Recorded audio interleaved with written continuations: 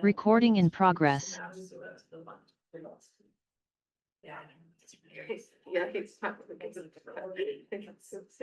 With folks in the Zoom room, give a thumbs up or raise their hand just to confirm that they can hear. Okay, we got it. Thank you. You can put your hands back down because then we'll get in vote count. Thank you very much. Let's go. Oh, Angel, can you? Oh, I think I can. Right. All right, I think we're in business. Good evening. This meeting of the Bedford Public Schools School Committee is called to order at 7:01 p.m. It's Thursday, November 13th. This is a hybrid meeting. We have folks both online and in person. We'll start with a roll call vote. Angel. Here.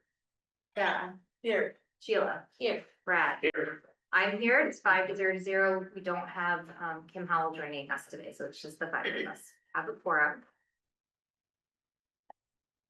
See. All right. We are gonna kick it off with our public comment period. As a reminder, the public is invited to comment during this part of the meeting in accordance with Bedford Public Schools Policy BEDH. Please say your name and full address for the record and keep your comments to 3 minutes or less. Once the public comment period closes, members of the public will not be able to make comments or address questions to any speakers or members of the committee. We ask that you refrain from using the chat or Q&A functions in Zoom after the public comment section has closed. We will start today with public comment in the room, and then we will move to anyone wishing to give public comment online. So if you could please raise your hand online just so we're prepared for you, and we will start in the room. Would anyone wish to give public comment tonight?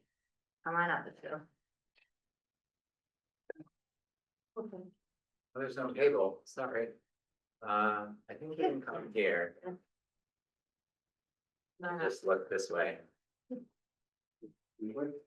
Like this.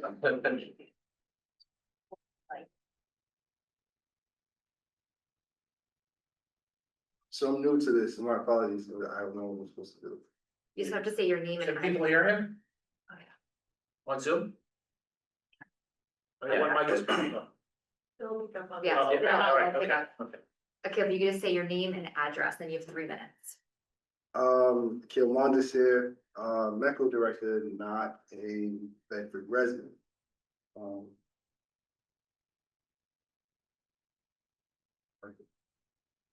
Apologies for a second. Good evening, everyone. For those who may not know me, my name is Akil Mondesir, and I've had the honor of serving as the medical director here in Bedford Public Schools. Anyone who's ever known me, whether as a student growing up here in the district, and now as a returning educator, for anyone who has ever heard me talk, knows one simple truth. I've always considered Bedford and Bedford Public Schools home. Over the past several months, I've sat, listened, and even engaged in what has often felt like an ongoing cycle of conversations, of high emotions, heavy hearts. But through it all, one thing has remained clear. The people in this community, parents and teachers, deeply care. And that love for our students and for our school and for each other has never wavered. For me, Bedford, the Bedford that I know and love has always been about our kids and always been about helping them thrive, succeed, and grow. There's a place where every student, regardless of where they come from, Boston, Hanscom Air Force Base, or even right here in Bedford, is seen, supported, and believed in. That has always been our strength. It is our shared commitment to the young people who walk through these doors every single day. And so tonight, I'm not asking, how do we get here? I'm asking, how do we get back to them? I'm asking, what does healing look like for the sake of our students, as they're the ones who absorb the energy of the adults around them? For the families who trust and care for, put the trust and care of us, of their children every day, and for the educators and staff who show up every day to guide them through both academic and social life. Healing doesn't happen overnight. It begins with humility and listening, and with the courage to put aside blame and to lean into understanding. It begins when we remind ourselves that at the end of the day, We all want the same thing for every child and person in Bedford and Bedford Public Schools, and that is to feel safe, valued, and inspired. I've seen Bedford come together before in moments of real need and real crisis. I've seen compassion outweigh conflict. I've seen adults lead with empathy so kids can focus on being kids. And I know we can do that again. Because this community's greatness has never been in its perfection. It's been in its capacity to come together and to move forward, especially when it matters the most. I sit here tonight in my role as a medical director, speaking to you because there were educators in this district who believed in me way before I believed in myself. They shaped who I am today. And I believe the same power, the same potential exists in all of us. But we can only offer that to our students if we as adults are willing to heal, to unite, and to lead with love. So I ask the school committee, this community, and all of us who call Bedford home, again, what does healing look like? And how do we begin? And how do we do that for our kids? If we truly believe that our students are our greatest accomplishment, then let's prove it. Let's not get stuck reliving what divided us yesterday. Let's rebuild what our students deserve today. A community rooted in trust, unity, and unwavering belief in their potential. Thank you.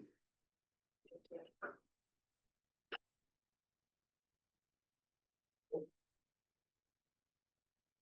there anyone else in the room wishing to give public comments? Seeing none, Zena, we're gonna recognize you for public comments. Hi, can you hear me? Yep.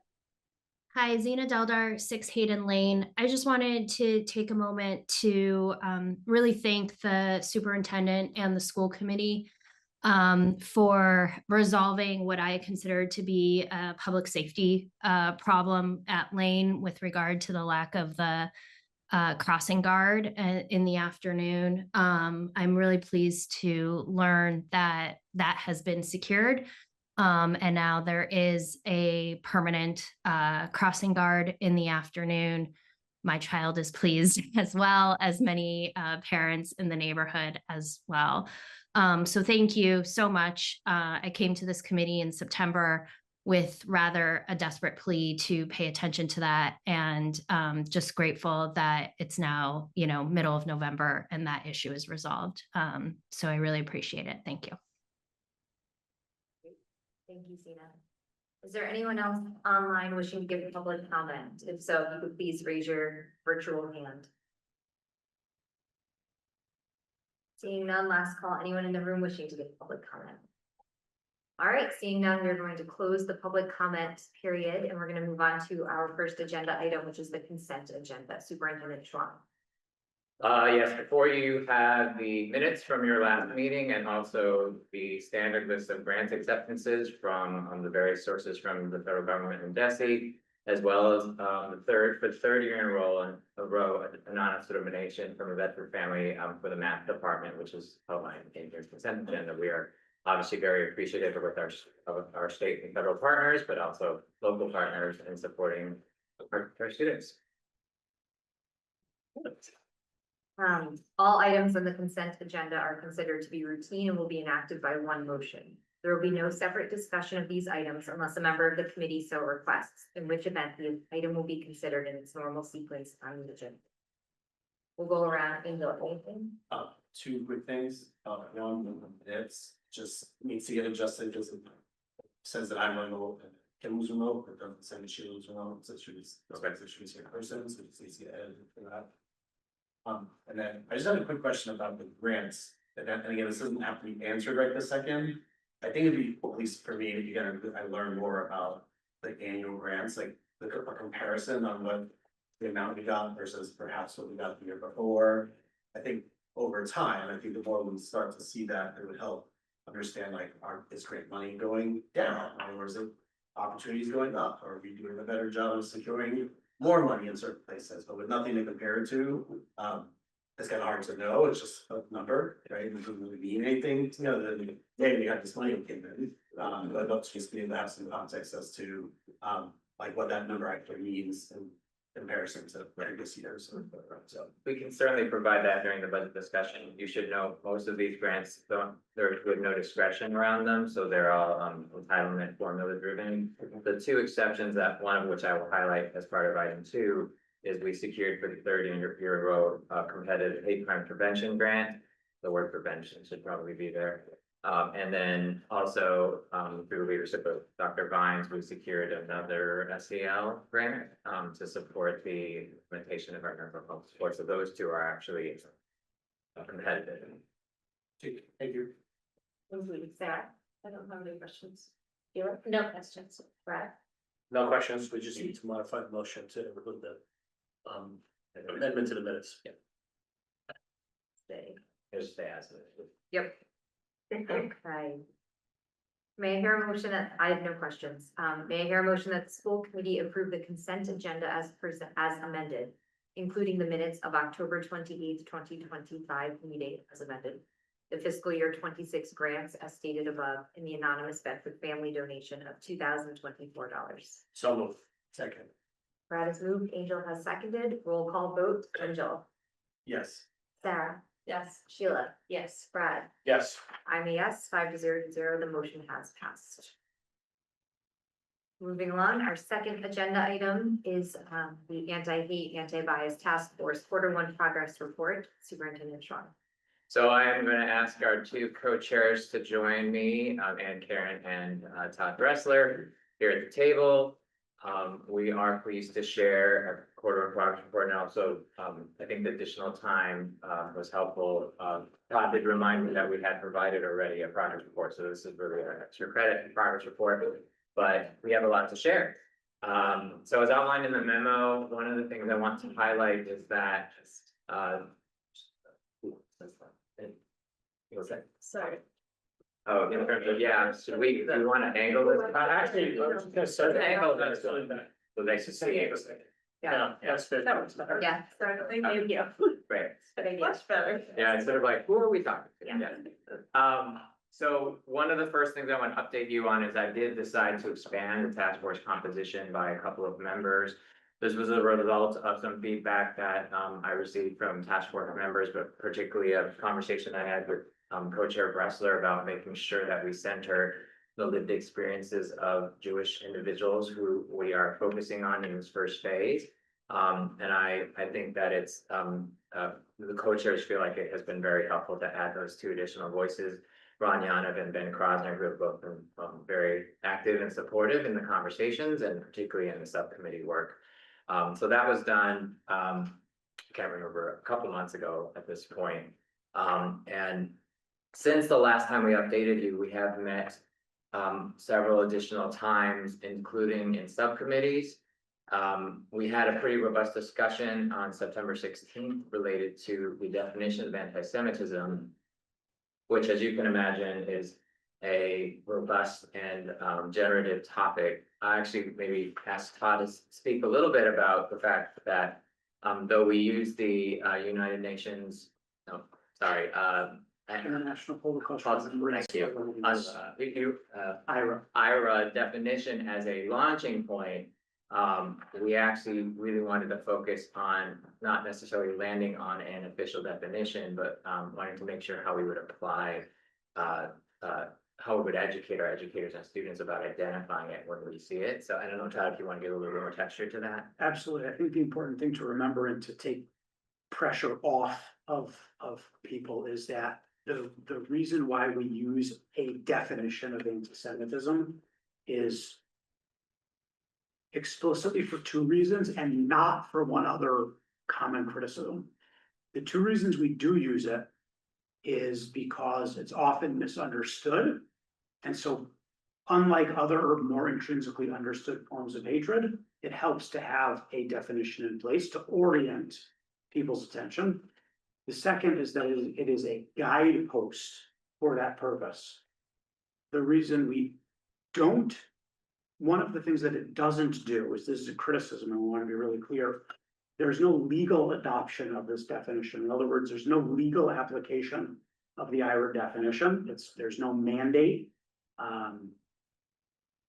in reporting protocols or any other legal complaints to be applied against it. It's again merely a guidepost. So we say it's a non-binding definition for understanding.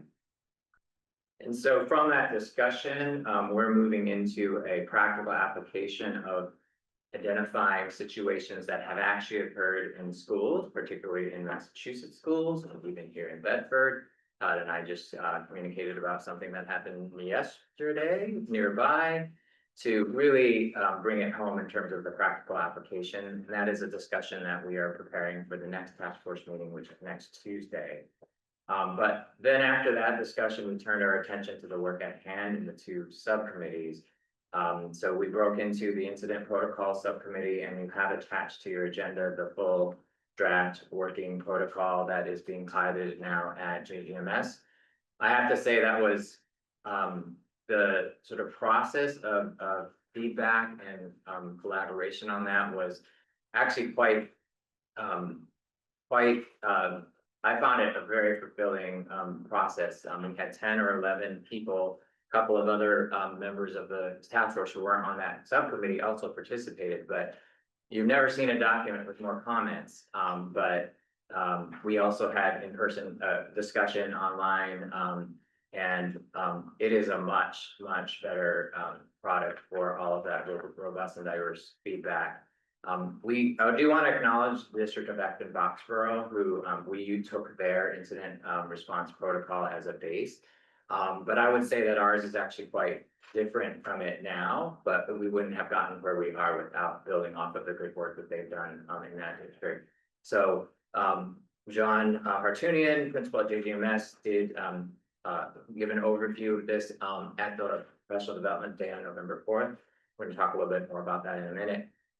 So it is officially sort of launched with the staff at JGMS.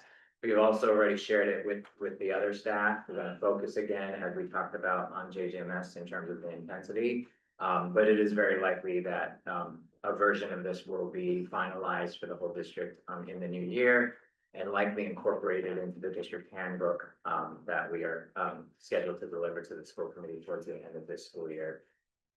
The second subcommittee, I think the two of you were on.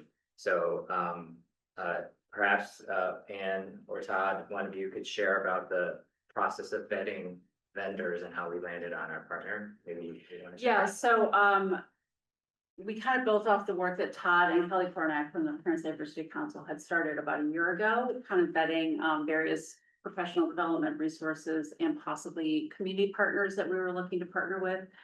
So they had already done a lot of the homework, and we basically fed that information to the district leadership, and through our committee, we kind of vetted a bunch of different places that both have the educational component, but also potentially have curriculum that we could use with students. We went through a really robust discussion in the group about the purpose of that first PD that we wanted to have. And we really focused on educating the teachers and the staff in the building, because we felt like those of us on the committee who are not Jewish already had a learning curve, and we're thinking that teachers probably already have a learning curve as well. So we were to start at that baseline of what is anti-Semitism, what is Jewish identity, what's the history of all of this language that we hear about, right? So it was really well received on the 4th. We brought in the Institute for Curriculum Science and Services, yeah. And so we brought in that a person to basically run an informative educational tool type of PD for the staff at JGMS. Very well received from everyone I know who was in the room. Our initial feedback data from the staff was very positive, and they learned a lot. And so the nice thing is that organization also offers curriculum that can be used with students. So starting to look more deeply into that with the teachers to try and see where they can find places to add that in. Also said that it would be a great thing to do with the BHS teachers as well, because it was just really informative. And I want to give credit both to Keel Monisser and Dr. Kelly Williamson, our assistant superintendent of teaching and learning, for the preparation that they put into this. There was they also convened the faculty advisory committee council group, that is an adjunct to the, task force. Kelly has already performed a post, PD analysis in terms of the survey results and identified next steps, including training for VHS, additional training for staff, identifying how we can start to integrate some of this for the students into the curriculum. So that PD committee will turn to that, work in the coming months. I do want to acknowledge again the fact that, this committee is not shy in terms of differences of opinion on both subcommittees. And, it wasn't like a smooth path necessarily to identify this partner. There are many other, organizations that have a lot of great resources. But there was feedback around the non-educational activities that some of these organizations might do, which are sort of separate organizationally, but also may cause some people to be unable to engage with the material because of what they understand that organization might do outside of the educational realm. So landing on this, and this is, I think, much credit to Todd as well, because I believe you before the task force even convened, you had mentioned this particular group to me as one that was really solid in terms of the educational content, but also not involved in the other type of advocacy or activities. And so we're very pleased to have found a partner that sort of is focused on what the teachers and students need to know. And feel like the committee really was able to come to a decision that allowed us to find someone, a partner that we could all feel good about. So I just want to acknowledge the fact that these were not like rubber stamp decisions, but that the task force is really engaging in substantive discussion and disagreement, but in a way that is moving us forward. And we'll share more about the outgrowth of that, because this is hot off the press. Actually, I wanted to give Principal Artunian a minute or so to share what your impressions were, since it was a whole day PD for the entire teaching staff. Yeah, you want me to talk about the morning or both? You can talk about both. Okay, yeah, hi, everybody. It was a really wonderful morning, and afternoon too, but focus on the morning. You know, our presenter, Casey, started with the history of anti-Semitism in Europe. And, you know, it just gave the history, right? History that a lot of non-Jews definitely don't know. And, you know, for me, you could tell that from behind me, and certainly the data shows it, that there was a lot of shocking moments, like, oh, ooh, right, like you heard that, right, and you felt that In a good way, like understanding, like, all. Yeah. Thank you, right? Yeah. Because I mean, that was the purpose of it, right? The purpose is that we have an understanding of what our Jewish kids have been taught, right? They're born into this, their parents teach them these things, they go to school and they hope, maybe expect, right? I'd like to think expect, but typically I think I would guess probably hope that their teachers understand them. And now we understand that history. So that was really informative. And again, the data shows that it was informative. They learned a lot, as did I. The second session of the morning was just about Jewish American culture, just in general. And again, like, I just think it shows an appreciation for what our Jewish kids are doing, right? And kind of where they come from and what it means to be Jewish. Specifically for me, right? Like, what I learned a little bit is that the Jews can separate the religion side of it from the culture side of it, which, is different in different religions, right? And it's unique maybe to Judaism. Before you being move- Jewish. Before you move on to the afternoon, I just want to note that the curriculum, you can take the training yourself. It's linked to in your memo. It is online and it's open source. So that's one of the other things that's wonderful about ITS, is that all the community can do the same, learn the same information, because it's linked to right there. We'll share it in the morning when we post everything. But so and that was the second half. The first session, I just found really informative ultimately, because it comes down to, like, to Todd's point, there's anti-Semitism that's right in front of you, slap in your face, and it, right? There are symbols, there are gestures, there are words that typically people know it's anti-Semitic. But then there are underlying things that a Jewish student would know is anti-Semitic because they've learned it, they've been taught it. And the non-Jew may not know that. And now it's important that I know it, our teachers know it, if we happen to see it or hear it, things that for us are subtle, right, are not subtle to our Jewish kids. And now they're not as subtle to us. They're more in our face and we understand that it's anti-Semitic. So I think the important piece is when we see it, we can identify it. And that's, I think, what everybody got from that, which is one of the most important things we got from it. The afternoon was focused on the protocol, specifically what the teacher's responsibility is. You know, because we only had a couple hours, we weren't going to go through every detail of it because most of it's admin heavy. The first part of it is to protect, and the second part of it is to help me out, Cliff. Report. Thank you. I know it wasn't. It wasn't restore. Restore at the end. To report, and ultimately, like, our teachers are going to be the ones that sometimes, right, our teachers. Sometimes I see it directly. Sometimes kids report it, but our teachers are going to be the ones that see it happening in front of them. So the first job is for them to protect, right? And there's steps in there and it's all there, but separate, ensure the safety of the school, communicate with, you know, the principal. We have a really good communication system, right? And I think that this wasn't new to the staff. I think just naming it was really important. Like, your job is to protect. And how do you protect? We specifically talked about how do you mark a moment, right? Like, what do you say in those moments, right? You take a breath, what do you say?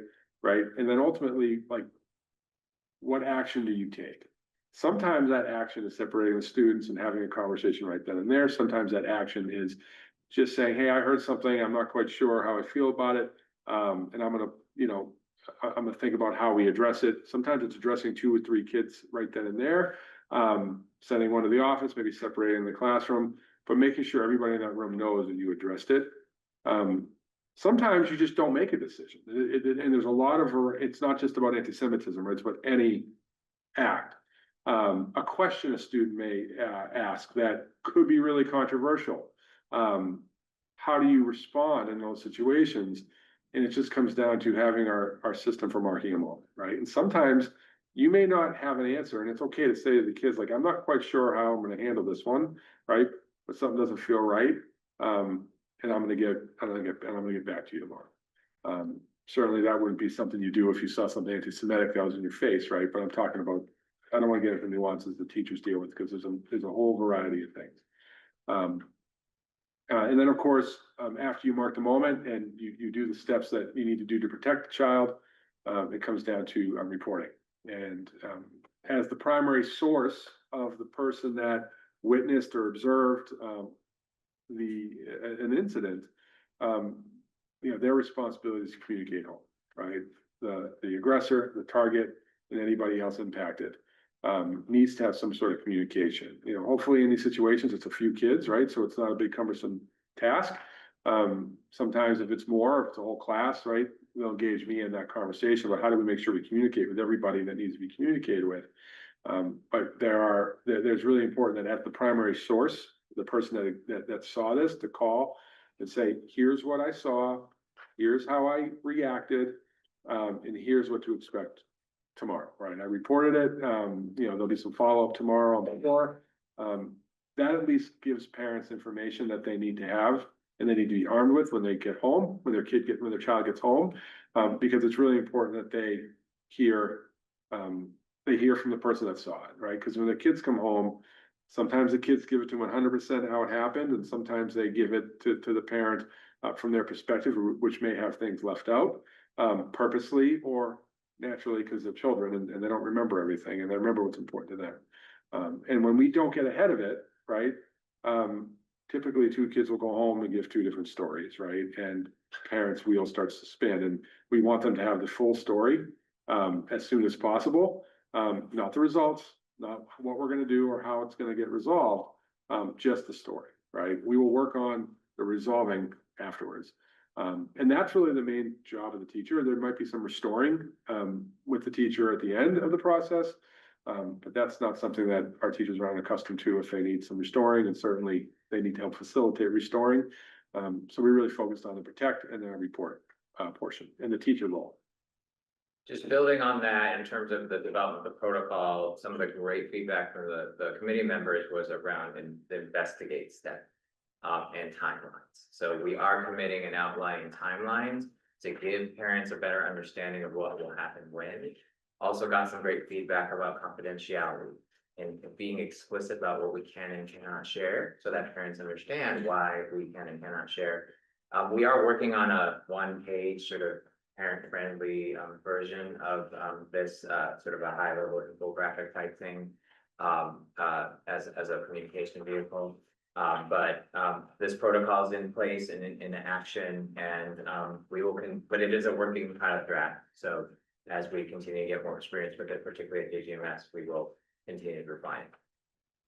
The last couple updates I want to give related to the work that's already happened is that, as I mentioned, we were able to secure a third hate crime prevention grant from DESE in an amount of $20,000.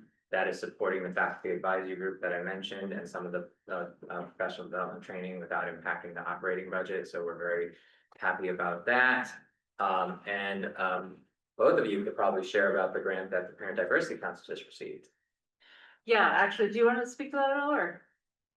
You're officially. I'm officially on the PDC board, yeah, so I'm been a member of the PDC board for a long time, and this is the largest grant we've ever received. I'm super thrilled that we got this grant, over $7,000 to bring community education and events to Bedford. And remind me again the name of the full name of the organization, community. CJPCCA.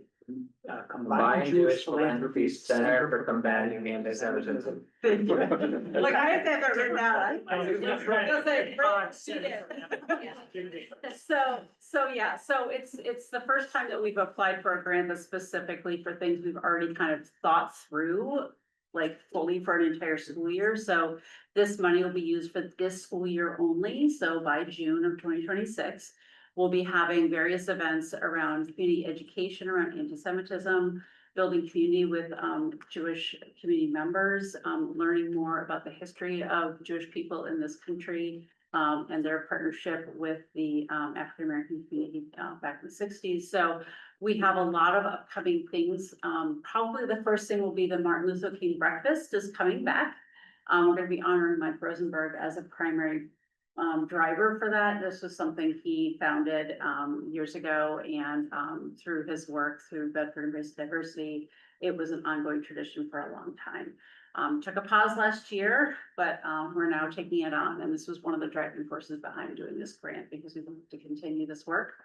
We're going to be screening a film that is going to be talking about the shared legacies of how Jewish community members really help to inform and empower African Americans in the civil rights movement. And we'll have a discussion, and that'll be part of the MLK breakfast coming back on Martin Luther King Day. So mark your calendars now, it's that morning. We'll also be having, through Project Shema, we'll be having an educational piece with the community, probably in an evening. We're just starting to talk to them about turning up details. So we will let you all know about that. And then we're looking at possibly another event, depending on cost and, you know, how we can stretch the money. I do believe we budgeted for some family engagement, community engagement in the hate crime prevention grant, so we're actually. Nice to pair up, there we go, excellent.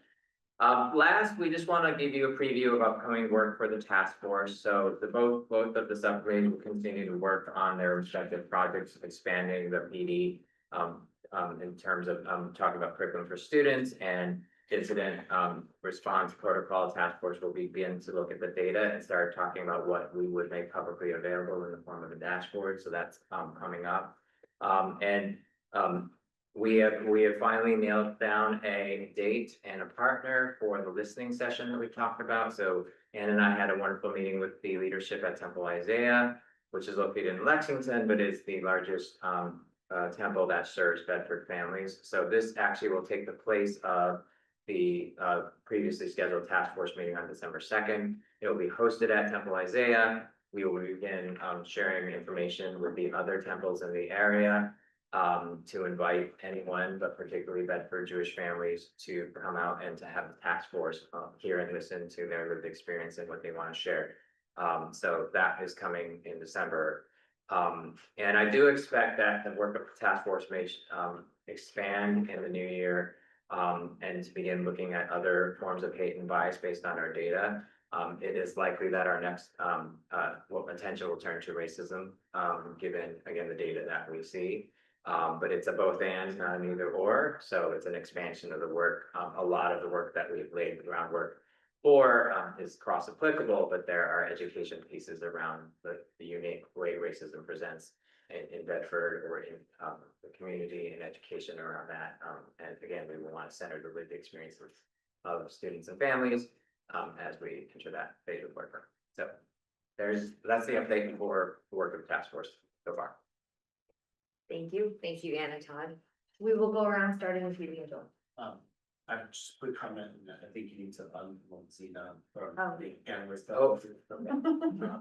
So my first question is actually about, are we giving comments about like protocol and anything else we see here? Is that still being worked on, so it's not worth giving feedback on that yet? Like, there's just some pieces that I had questions about within it, like what do we? I think if you, if it's like technical feedback, maybe we can do it offline if you want to make sure that people understand sort of bigger picture. I think it's fine to give some feedback now. It is a work in progress. All right, so my first general comment though is this is excellent kind of reporting and understanding kind of the process that's going through and all the steps that have taken to date, right? Or maybe exactly what I had in mind when we said we wanted to implement this and get the task force going and assign the people who are on it, right? Who are effectively driving this forward. I think we're going in the direction that I would have expected and probably done so, right? So kudos to all that. So the first thing that I just had, like in the protect section of things that like the principal believe crime may have occurred as part of the incident. So, but basically it says like notify the school resource officer and report the incident. It doesn't say report it to who. It just says report it. I just think that again, if it's gonna be protocol trying to follow, you to be specific about who they need to report it to or what the process is. Like from a development perspective. Under that internal communication, just that first bullet is redundant, you say, the principal, incident response leader, or designee should, and then you repeat that, and then give instructions, right? You don't need to do that. Oh, yeah. I'm just in the family communication. I don't know, again, it's like 2025, but you have here communicate verbally and follow up in writing by email. I just wonder, like, does that potentially exclude folks that don't, like, if you can't get in touch with someone on the phone, but they're an older population or a population that doesn't have access to email either, do you still need to like mail something to them?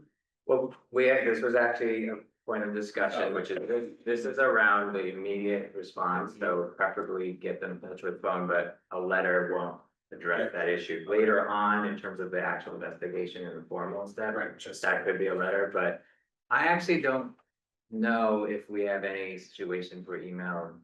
I mean, even when we welcomed families from the shelter, email was the primary mode of communication. I know of one family in my 5 years that didn't have access to email. Okay. At least, I should say access, didn't have an email address. Okay.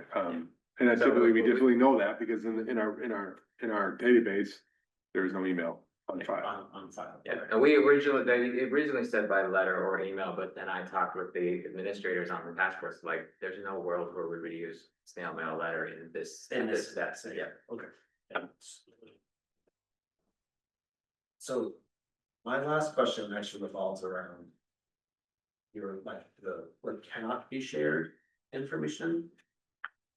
I struggle with this a little bit because I guess, and again, I'm just putting a scenario in place where my student came to me and, you know, and I find out from the school that my student was grieved in some way, and he's in a, or, you know, or she, depending on your family, right, is in a place where they can't share who it was, like it hurts them, they can't articulate that to you as a parent. I struggle with not knowing who it was, because what if that's someone on their basketball team, right? That outside of the school setting, right, there still may be a continued, right, issue that needs to be addressed elsewhere, you know, what if it's someone that they share a different classroom? I think that there's a lot of, so I struggle with this as being, so, and again, I don't know what the answer is right now. Yeah. It's more of like, I think maybe figuring out. Yeah, so this is a common point of concern, but this is the law. And I think in the actual situations, our administrators are skilled in sort of nuancing it. And also, you know, you can get the aggressor's parents, and we use the word aggressor because that's just the term of art that is commonly used in this type of thing, to get consent.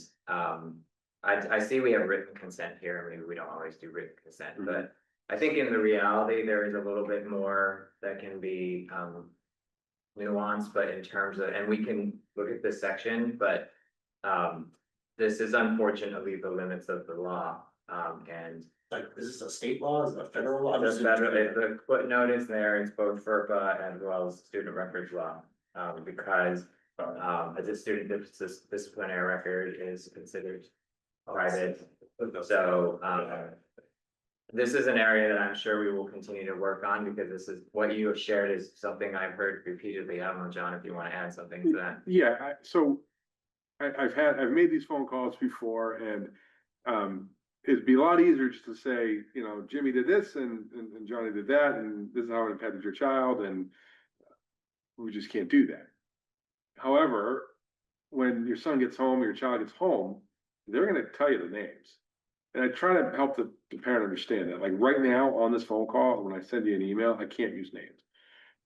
Your child's gonna tell you the names.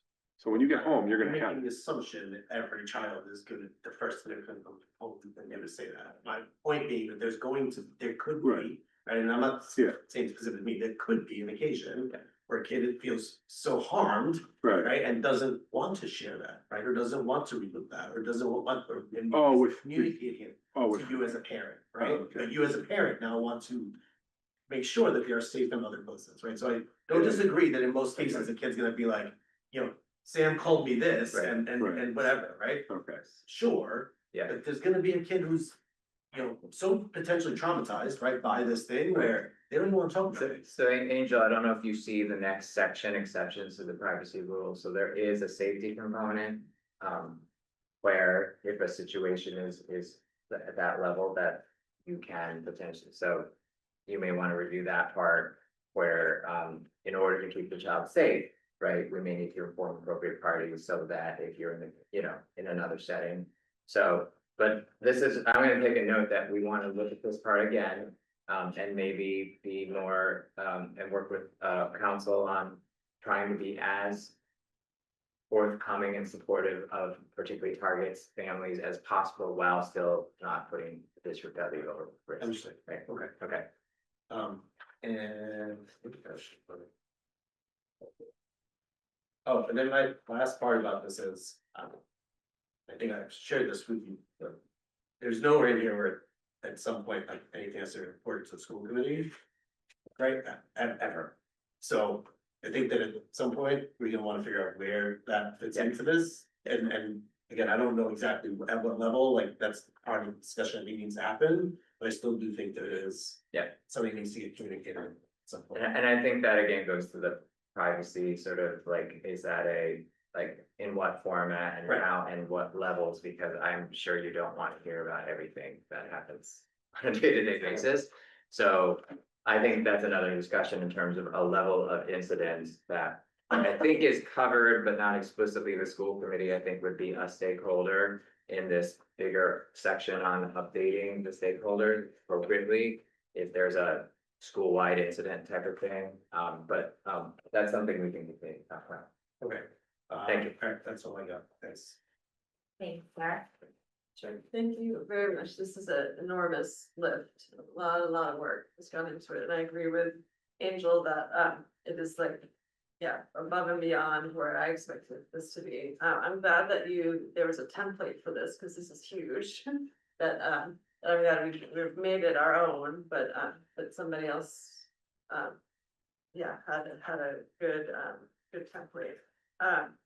I want to sort of play a little bit off of Angels and, talk about the restore part, because I think that's a huge part of what you're talking about and what your worry is. And I know that you're at the informational communicative teaching stage. And that the restore will come. I'm just curious about, I'll be eager to hear what that entails and how that works. So that's, I think, Yeah. the important part. I can give so we have been focusing on restorative practices for a couple of years. Both JGMS and BHS as part of the strategic plan last year engaged in school-wide restorative practices training. Two different approaches for the development, because of developmental differences. I know that BHS is actively continuing the training, as is JGMS. We've already applied some of those practices in some of the racial incidences that have occurred this year, but it is definitely something we're trying to expand the broader teaching core in terms of you know, healing, some very consistent with what Akil shared about, which is after something happens, how do you bring the community back together for the good of the students and the family? So we'll be reporting more on that as well in terms of the expansion of the work, because at the end of last year, it was about 15 to 20 staff members at each of the schools that were trained, but we are trying to expand that. We have teacher leaders who are supporting their colleagues, but that is definitely part of the strategy. All I have things, Sheila. Sure, great. I did have some of the questions that Angel did, so I won't repeat those. Second of all, thank you for this body of work, especially as Anne and Todd and Cliff, as you have helped shape this with all the committee. I know I am the liaison to the committee, and haven't been able to make many meetings. However, I read all of the updates. I know Todd, we've communicated a few times on things, so thank you for all of your work on this. This is a huge body of work and it's still evolving. And it's great to hear that there was action instead of just talking about action at the professional development day and really just starting to help educate. So to Jonathan's point, I think you brought up a great point of that. If everyone has a common understanding, right now you can all sort of start to baseline against that. If there's not a common understanding, it's hard to manage to it, you know, report against it, to educate about it. So I think that's huge. And I'm excited to learn as you go through the pilot at JGMS, when do you anticipate it moving to the high school and also to Davison Lane? I'm sure there's a component in each one of our schools, in addition to the great work with the grants and everything else in the community. So I'm excited to, I know we have to walk before we can run, but I'm excited to then sort of understand what the role that is to the other schools. I will say the protocol is essentially, unless I'm asking everyone to use it, we don't have the same level of training yet. But it has been shared, and absent a reason not to, I'm asking all the principals and administrators to use this protocol as part of this year's rollout. And we will, I think the PD work will move to the high school next, in terms of additional training on understanding anti-Semitism, but also for. Thank you. Thanks for all your work. Thanks, Brad. So I'm gonna start by saying, as I was listening to John talk about the professional development day, I started thinking to myself, that sounds fabulous. I wish I could participate in that. Yeah. And then Cliff said, Yes. there's 2 online links here, so I'll be doing that sometime the next week. It's really, really helpful. That's really Yeah. delightful, so that's great. So let's see, a couple quick questions. What is the species of this thing? I mean, how does it become no longer a draft and then become real? What's the? So Yeah. this is it's not a policy, it's a protocol, and my plan is that as we bring the district handbook work to fruition, that this will become integrated as part of the district handbook, which will come to the committee. So I guess in some ways it becomes quasi policy. But the intention is to continue to get feedback as we have here, but this will be in place fully at our 4 schools in the development. Okay, that's great. I hope that there's some thought given to what to do for onboarding and continuing, new teachers, and we're taking care of the existing stock, but we also have newbies coming in. I don't know, but just make sure that we don't leave that out of the overall plan, because that's important for steady state. I have a couple of minor language and things I'll take care of them. Okay. Otherwise, it's great. I'm really glad to see this. But by the way, also really pleased to hear that the committee is not shy. And I'm sure that with the kind of competent leadership you have, there's an opportunity for heated discussion in a civil way, and that's really good to hear. So Yeah, we maybe were- role modeling something that all of Bedford should do better. right? That, yeah, we talk about our norms almost every meeting, just for that reason, is to make sure that we're being productive in our conversations, but also we need to hear from everybody's voice. Hold on. Great, thank you. Thank you, Anne. Thank you, Todd. Thank you. Congratulations on the PDC grant. That's awesome news. Yes, So we're very that is really good. And just, you know, along these lines of things, just yesterday, and I think Todd, you had quoted some language I had said in the spring at a meeting a few weeks ago. I spoke with a colleague at a different school committee yesterday about this very topic. And I was saying how I think this is something that our committee and Superintendent Strong are really getting right. And he said that this is, not only are we getting it right, we've become known as statewide leaders in this topic. And that their school committee actually took the video of your statement, Superintendent Strong, and some of the other statements, and watched it as a model as they start to kind of embark on this journey to form something similar. So this person described Bedford as the statewide leader in this topic, which I think is a real compliment to the three of you, frankly, and everyone else working on this committee. Some of my questions were answered. As far as the dashboard rollout though, is the intention that it's going to launch in all 4 schools at once, or is it going to be rolled out JGMS and then expanded? The dashboard, my current thinking is that it will be district wide. Because we already have we started the district wide reporting protocol at the beginning of the school year.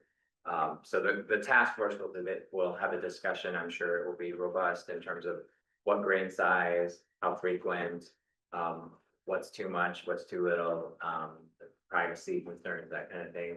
But again, we were looking at Acton Roxborough, if you recall, with their dashboard as a starting point. But I'm sure we will Bedfordize whatever we do. But that is going to be the next phase. Now the protocol is in place. We're going to start looking, the next phase is to look at the data and start to determine what to report broadly for the whole community. We will certainly be looking at the data at the staff administrative level much more closely, obviously with less restrictions on what can be shared. But we're still in the beginning stages of making sure that the reporting is consistent. So we have a little bit more to do before we're ready to report on that. Okay, and I guess a related question, and it's a small one, but does anything change regarding our students who are 18 or over? I know there's some references in here to minors. Does anything change on reporting or notification if someone is 18 plus? That's a great question that I don't know the answer to right now, but I will find out. Perfect. Great. And then the last thing is just more a comment and following up on something that Angel said about school committee notification. I know other school committees have discussed this in the context of messaging to the community. I think we're taking that step with this dashboard so that the dashboard will do the informative part of this. But if there is some way, and I don't know what that balance is about what type of incident, or if it's a systemic incident, you know, something, but it would be useful, I think, to have school committee notify of certain events, just so that way we can address them Yeah. if there is something that we feel is necessary, or if there's something policy wise that requires an adjustment. I would like to know. I'm thinking that I might that might become a topic for discussion in the incident report subcommittee too, which is sort of in conjunction with the dashboard, what sort of rises to the level of sort of a heads up notification for the committee. So wow, I need the privacy. Right. So great. No, that's great. Thank you. Thank you again. I have nothing further. I really appreciate it. Thank you, Todd. Thank you, Ann. Thank you. Thank you, John. Yeah, thanks, John. All right. Then moving on to our next update and agenda item, it is the Healthy School Hours Working Group Q1 Progress Report. Superintendent Strong. So I would like to welcome Stephanie Keefe. Liz Coles is also here, who's on the committee. Liz didn't volunteer to join, the Stephanie did, thank you. This is the first report of this working group, and I would have to say, a lot of what we shared about the robustness of, discussion and diversity of perspectives is also, true, would you say, of this group? Oh, God, yes. Yes. So, there have been no shortage of animated discussions, but we have landed on a few preliminary recommendations. But I do want to start with one of the other items that was identified as part of the resolution that you passed in June. Which is to bring back a draft of the wellness policy with a revision that incorporates the direction of the committee around the, healthy school hours work. So, the policy is attached and changes highlighted, but it's also reproduced in your, memo, and I forgot I actually made a presentation for this one, so for the benefit of the community, since it's the first time they're hearing about it, let me put that up.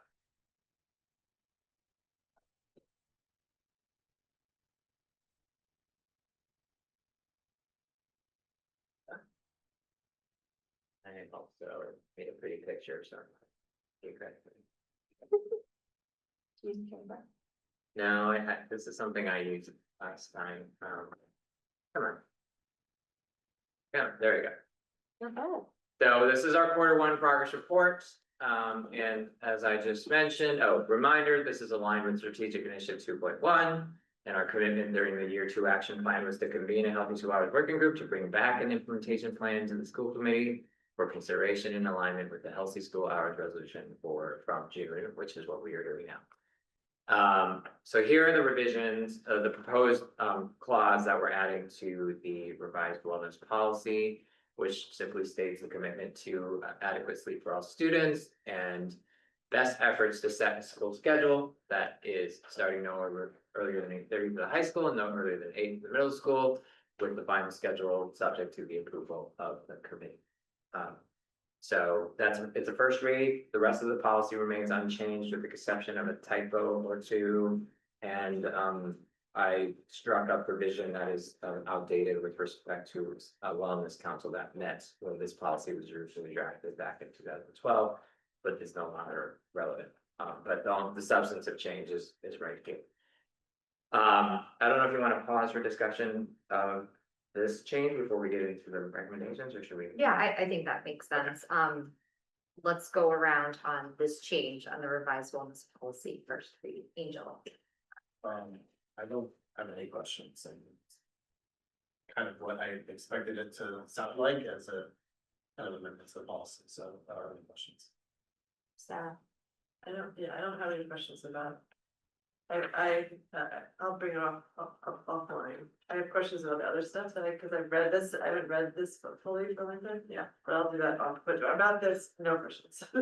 No questions on this. No questions. I have a question. Yeah. I guess I just have a concern that it's too narrow, that are we setting ourselves up not to meet this if for whatever reason, we land at 8:26 or is there, I know best efforts, but. Yes. And I did, sure. Colby, forgive me if I forgot. I believe I consulted counsel on the best efforts language as the BA president can attest. There's similar language in our contract in certain areas. And it's the best way to sort of say, this is what we would like to do, but if it ends up being 8:27, it would require you to amend this policy. That was the best way we could thread the needle in terms of setting the expectation, but not getting too tied up if it ends up being 8:29. Okay, so this does give us the Yeah. required flexibility. Yeah. If it's around. Oh, yes, I did consult Colby, I'm remembering now. Yeah. And we added for good measure, the final school schedule shall be subject approved by the school committee, so kind of. Good measure, okay.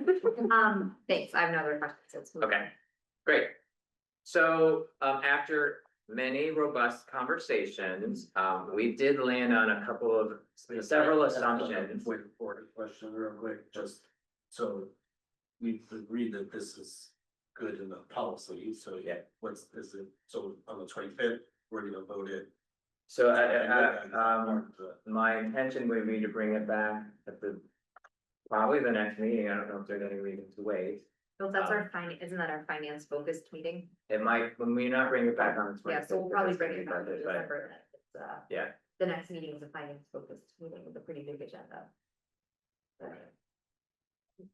so I think any member can converse with the chair about what agenda items they want for the meeting, so.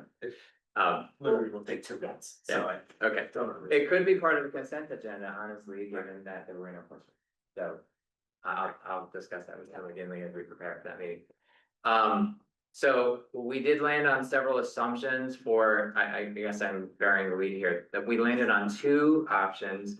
But both options are predicated on these assumptions, and we went around and around for a while, but we got full consensus with varying degrees of strength and conviction, but full consensus that these things are a necessary. That these are necessary precursors to actually implementing any of the plans that we have outlined. So the first is that, and I think Stephanie can speak to her reservations about this, but despite the fact that we would like to move more quickly, given how early our budget process here is in Bedford, there really isn't any possible way for us to integrate an actual plan for implementation since it's not even decided on as part of the fiscal 27 rollout, which would have to be integrated in the next month or so. So with reluctance, I think we got consensus that there isn't really a feasible way to implement this with the thoughtfulness we'd like to take prior to the fall 2027, but definitely feel free to. No, that's accurate. I certainly did not want it to be fall 2027 from the parent perspective, but I think it would, so I was like, convince me, and they all convinced me. So it seems like it's just not possible. The second key assumption here is that in both scenarios that we're presenting, in order to mitigate some of the other impacts, the elimination of Wednesday early release days really needs to be on the table. And even though this is a provision that must be negotiated, we do have a joint labor management committee already established, and Liz, feel free to chime in if I misrepresent here. There is at least an understanding and openness that this is something that we have to talk about seriously if we're going to shift the schedule. So, with the delay to fall 2027, we think this would just naturally fold into the negotiations for the successor contract that would expire at the end of June 2027. So we would plan for that to be a key aspect of the negotiations, which we will likely commence in the fall of 2026. The third thing that was also agreed upon is that we would require registration, not fees, just registration for all students who wish to ride the bus to and from school to ensure efficiency of routes and fleet usage. It wouldn't be binding per se in terms of you can't change your mind, you could still take the bus on some days and not the others, but we believe that with sufficient information, we can find more efficiencies. And if there are kids who are not going to take the bus and they're just stop with no kids at it, it kind of wastes time to stop and wait for a kid that's not going to show. So this would be a change in practice. But honestly, many committee members also shared the fact that it's a little strange right now that we don't know who actually gets on and off the buses. You don't really know if everyone is where they're supposed to be. We don't have any attendance taking, with the exception of our Boston buses.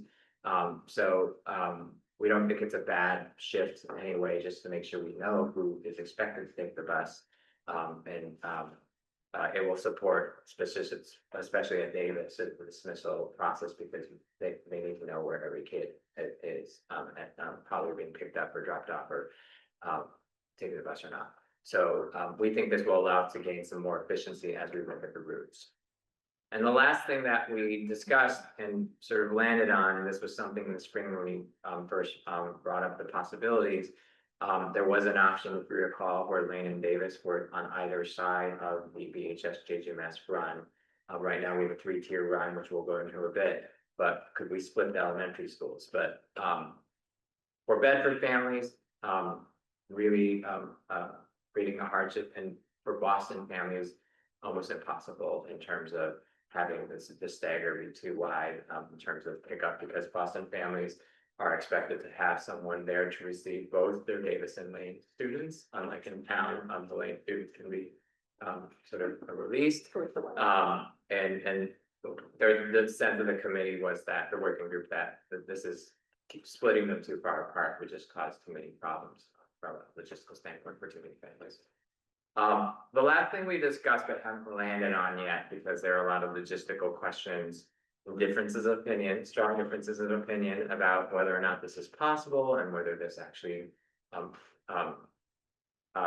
meets the objective, but we have talked about staffing each elementary bus with monitoring. Which would theoretically improve safety and also potentially allow the buses to be a little fuller. And from a financial standpoint, potentially allow us to not run as many specialized vans, because if you have a adult who can support a child, they might be able to be integrated into the bus rather than needing a specialized van. But there are a lot of ifs in that proposition. One of the biggest ones is, can we staff them, because we have a hard time right now finding monitors. But we have talked about creating a 40-hour ESP sort of role, instead of this 30-35 standard hours, where an ESP would upon hire know that one part of their extra hour was to help monitor a bus. But this is still an active point of discussion, so this is not a assumed necessity, but as we work the plans, assuming that you want us to work the plans, we will probably revisit this issue and start looking into assessing whether some of our ESPs are willing to do this, is this feasible, etc. So probably what everyone's waiting for, which is, what are the options? Option A is a 2-tier busing route plan, with elementary school starting around 8, and secondary school starting around 8:30. Option B is what we talked about in the spring. At the time, that was those were the parameters that I thought we were working in, but I think Stephanie was one of the advocates who said, let's think outside of the box, let's uncork the creativity. But we do have an option that is essentially one of the ones we discussed in the spring, which is keeping the 3-tier busing structure, flip-flopping the times of BHS and JGMS to go to the end of the stagger versus the start, with Davis starting early, BHS, JGMS starting late. So that's option A, option B. So just so everyone knows what's happening right now, again, this is a reminder of our current schedule as it exists right now. The transition times between the bus runs for this 3-tier model, and the dismissal times on Monday, Tuesday, Thursday, Friday, and also on Wednesday. And you can see that JGMS and BHS are starting very early at 7:40 and 7:45, and Davis starts at 8:05. We calculated the actual time in school on Monday, Tuesdays, Thursdays, and Fridays, and then how much time in school on Wednesdays, and then an average, if all the days were the same length, how long would the day be?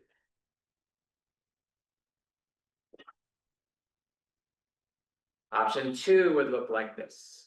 Again, remember the options assume that Wednesday early dismissals are no longer in effect, so the day is the same length Monday through Friday. You have Davis starting at 8 and getting out a little after 2, the same with Lane. And JGMS starting at 8:30, BHS starting at 8:30, getting out a little bit before 3. Option B is the flip-flop 3-tiered model, which time should look very similar on the front end, but on the back end, you'll see that the dismissal times are pretty early for Davis because their day is shorter than BHS's day. Lane's exactly the same because they're staying in the same slot in the middle. And then JGMS and BHS, their dismissal time is still later, not quite as late as Davis. Sorry. Davis currently. Yeah, they're not quite as late as Davis currently, but close because the BHS and JGMS day is longer because of the time I'm running for secondary, but it's not quite as long because we saved the time for the Wednesdays. These are not set in stone, but we have worked it with the working group in terms of, is this feasible? Are there any fatal flaws in terms of doing this from a busing standpoint? We've been working with our partners at Bedford Charter. I forgot to say Julie is also here and Marianne from the working group, and John, actually. I thought that was, Julie's been working very closely with Lorna at Bedford Charter, who has made no promises, but has already looked at making sure there's no fatal flaws in terms of like, this is within the realm of viability. Lots of other things to be worked out, but as we talked about, we don't want to start doing that kind of work unless we get direction that this is sounding like something that the committee would like us to continue to work. So then we looked at a summary of the issues. This is similar to a chart that I had presented last spring with the 3-tier flip-flopping options. Now it's option A and option B. So the key question that I'm sure people are asking, and option 2 seems lovely in terms of times, but it does cost more. We don't know exactly how much, we wouldn't do the work, but to be realistic, we're looking at a reallocation of $200,000 to $300,000. I say reallocation because our commitment was to try to keep this as cost neutral on the operating budget as possible, so we would try to find savings to accommodate that. We do think there's further optimization that we can do once we get the registered routes and with enrollment declining further. But realistically, it would require the addition of 2 or 3 buses to the route structure in order to get all the kids transported in 2 shifts instead of 3. Option B is likely cost neutral, though there are additional costs that might come up in terms of access to recreational space, which we'll talk about in a bit, that may need to be addressed. Both options, as you heard about quite a bit last year in the discussion on whether to make a shift, do have impacts on after-school activities for understandable, obvious reasons. However, it's pretty clear that the 2-tier option has less impacts than the 3-tier option. The later you go in the afternoon, the bigger the impacts are for all of the things in the afternoon. Staffing for kids club, sports practices, job access for kids, access for adults and children, for fields and gym space later in the afternoon into evening. All of those impacts there's more to mitigate the later you go. 3 o'clock is not really a magical line, but our athletic director has said that anything past 3 really starts to make things problematic. Things before 3 are more manageable. But both options are going to have impacts, and there's really no way to not have some impacts because the date is going to be later. In terms of childcare, this is in addition to kids club staffing. Again, the 3-tier busing model makes it harder, but also there is a burden of shifting childcare from morning to afternoon in both scenarios. But the burden is bigger in terms of finding staffing for kids club, which provides a lot of high school students the 2nd tier because there's more that they don't have access to high school students. In terms of elementary drop-off and pickup logistics, there is a benefit in terms of consolidation of that drop-off pickup time in the morning for elementary families. Right now, even though Davis and Lane are proximate, they're still apart by half an hour. So you have to sort of figure out how to get one kid and then another kid. The 3-tier busing would leave the proximity the same, though Davis would be earlier and next to Lane versus after Lane. So actually, I think about it that way. There might be pros and cons to the current versus that, but proximity wise, the drop off is still within a certain time frame. And then we are consistently asking the question, how does this differentially impact our Boston and Hanscom families? The 2-tier busing option actually gives a bigger benefit for Boston families in terms of that consolidation pickup. We have some families who are picking up kids at 3 times, right? And having to meet the bus in Boston. So this allows for consolidation for both morning or afternoon in terms of the route. The impact on Hanscom families in both scenarios are similar to Bedford. Our representative, Kim Howell, can't be here tonight, but she did do some additional feedback gathering. She did mention to me that some families didn't know this was happening, but she also acknowledged the fact that there's turnover over the summer. So they weren't here to hear about the discussion last year. But I haven't been able to delve too much. She put together a pretty comprehensive summary of what she's heard. Families at Hanson are largely supportive of the shift because they're dealing with a big stagger of drop-off times with the Lincoln School on base. And we still have to look at some of the traffic impacts. Thus far, it seems like the Hanscom sort of impacts are similar to those for Bedford families. Akil, who is also on the committee, we've talked about the concern, and it again is in both, not just for Boston families, but it's more acute for Boston families in terms of reliance on care for pickup, older sibling picking up a kid in the afternoon from the bus drop off. That can happen if the older kids are actually being dropped off later. And that there are employment opportunities given this commute that might be more restricted for Boston families. But Akil and I have already talked about working through an actual family by family list. And we plan to do this sort of across the board, which is identify, again, assuming we proceed with these plans, how many families have a care issue that rely on older children to care for younger children when they come up, and to work with each family to make sure we can find solutions for them as much as we can. So we are prepared to roll up our sleeves and work both of these options. Unless you tell us you only want us to work one of the options. You may have ideas that we haven't thought of, but I would say that this committee has worked pretty hard to sort of assess all the options, so we try to do the work for you. We are of course open, but these are the two options that we think are most viable for the Bedford community. Thank you. You want to say something, John? I was trying, do you need me anymore? I'm gonna leave it in Good there. night. All right. I'll Start second. with you, Angel. I mean, so it's like no secret that this is near and dear to me, so, you know, full disclosure, right? This is something that I'm super passionate about. 8 o'clock and 8:10, 8:30 and 8:40 also sounds good in case you guys are still finalizing times. I don't want to get ahead of ourselves on the rest of this meeting. I think two parts that I want to say is I recognize and understand why this needs to be 2027. I also think that runway of time also means that we're gonna probably need to see both options. Because it may be really relevant from a financial standpoint. Yeah. Unfortunately, that one option just might not be an option, right? And so I think we're gonna need to see both, right? And so, I apologize ahead of time for those that are part of this, right? It just sounds, it's extra work.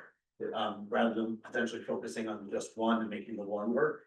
But I don't see a way around that, just considering the current climate. Don't feel bad. I think we were prepared. We are prepared to work both options because I think even for the working group, it will help bring into relief the relative advantage, or is it worth the additional investment when you actually work through the mitigation? Because the next phase of work is going to include how do we mitigate the impacts? And in some instances, we won't be able to mitigate them completely or at all, right? So I think it's an exercise even for the group. It would be hard to narrow, like, to not be able to weigh that anyway. So I think we're expecting to work both. So no worries. I think the second comment though has to, I find this registration component really interesting. I don't know if there's a cost associated with potentially doing that for 2026 anyway, Oh, to get a sense of that's a good idea. what type of like optimizations are actually going to happen as a result of this registration, and it doesn't cost us anything to do it. Yeah. Let's do it, Yeah. right?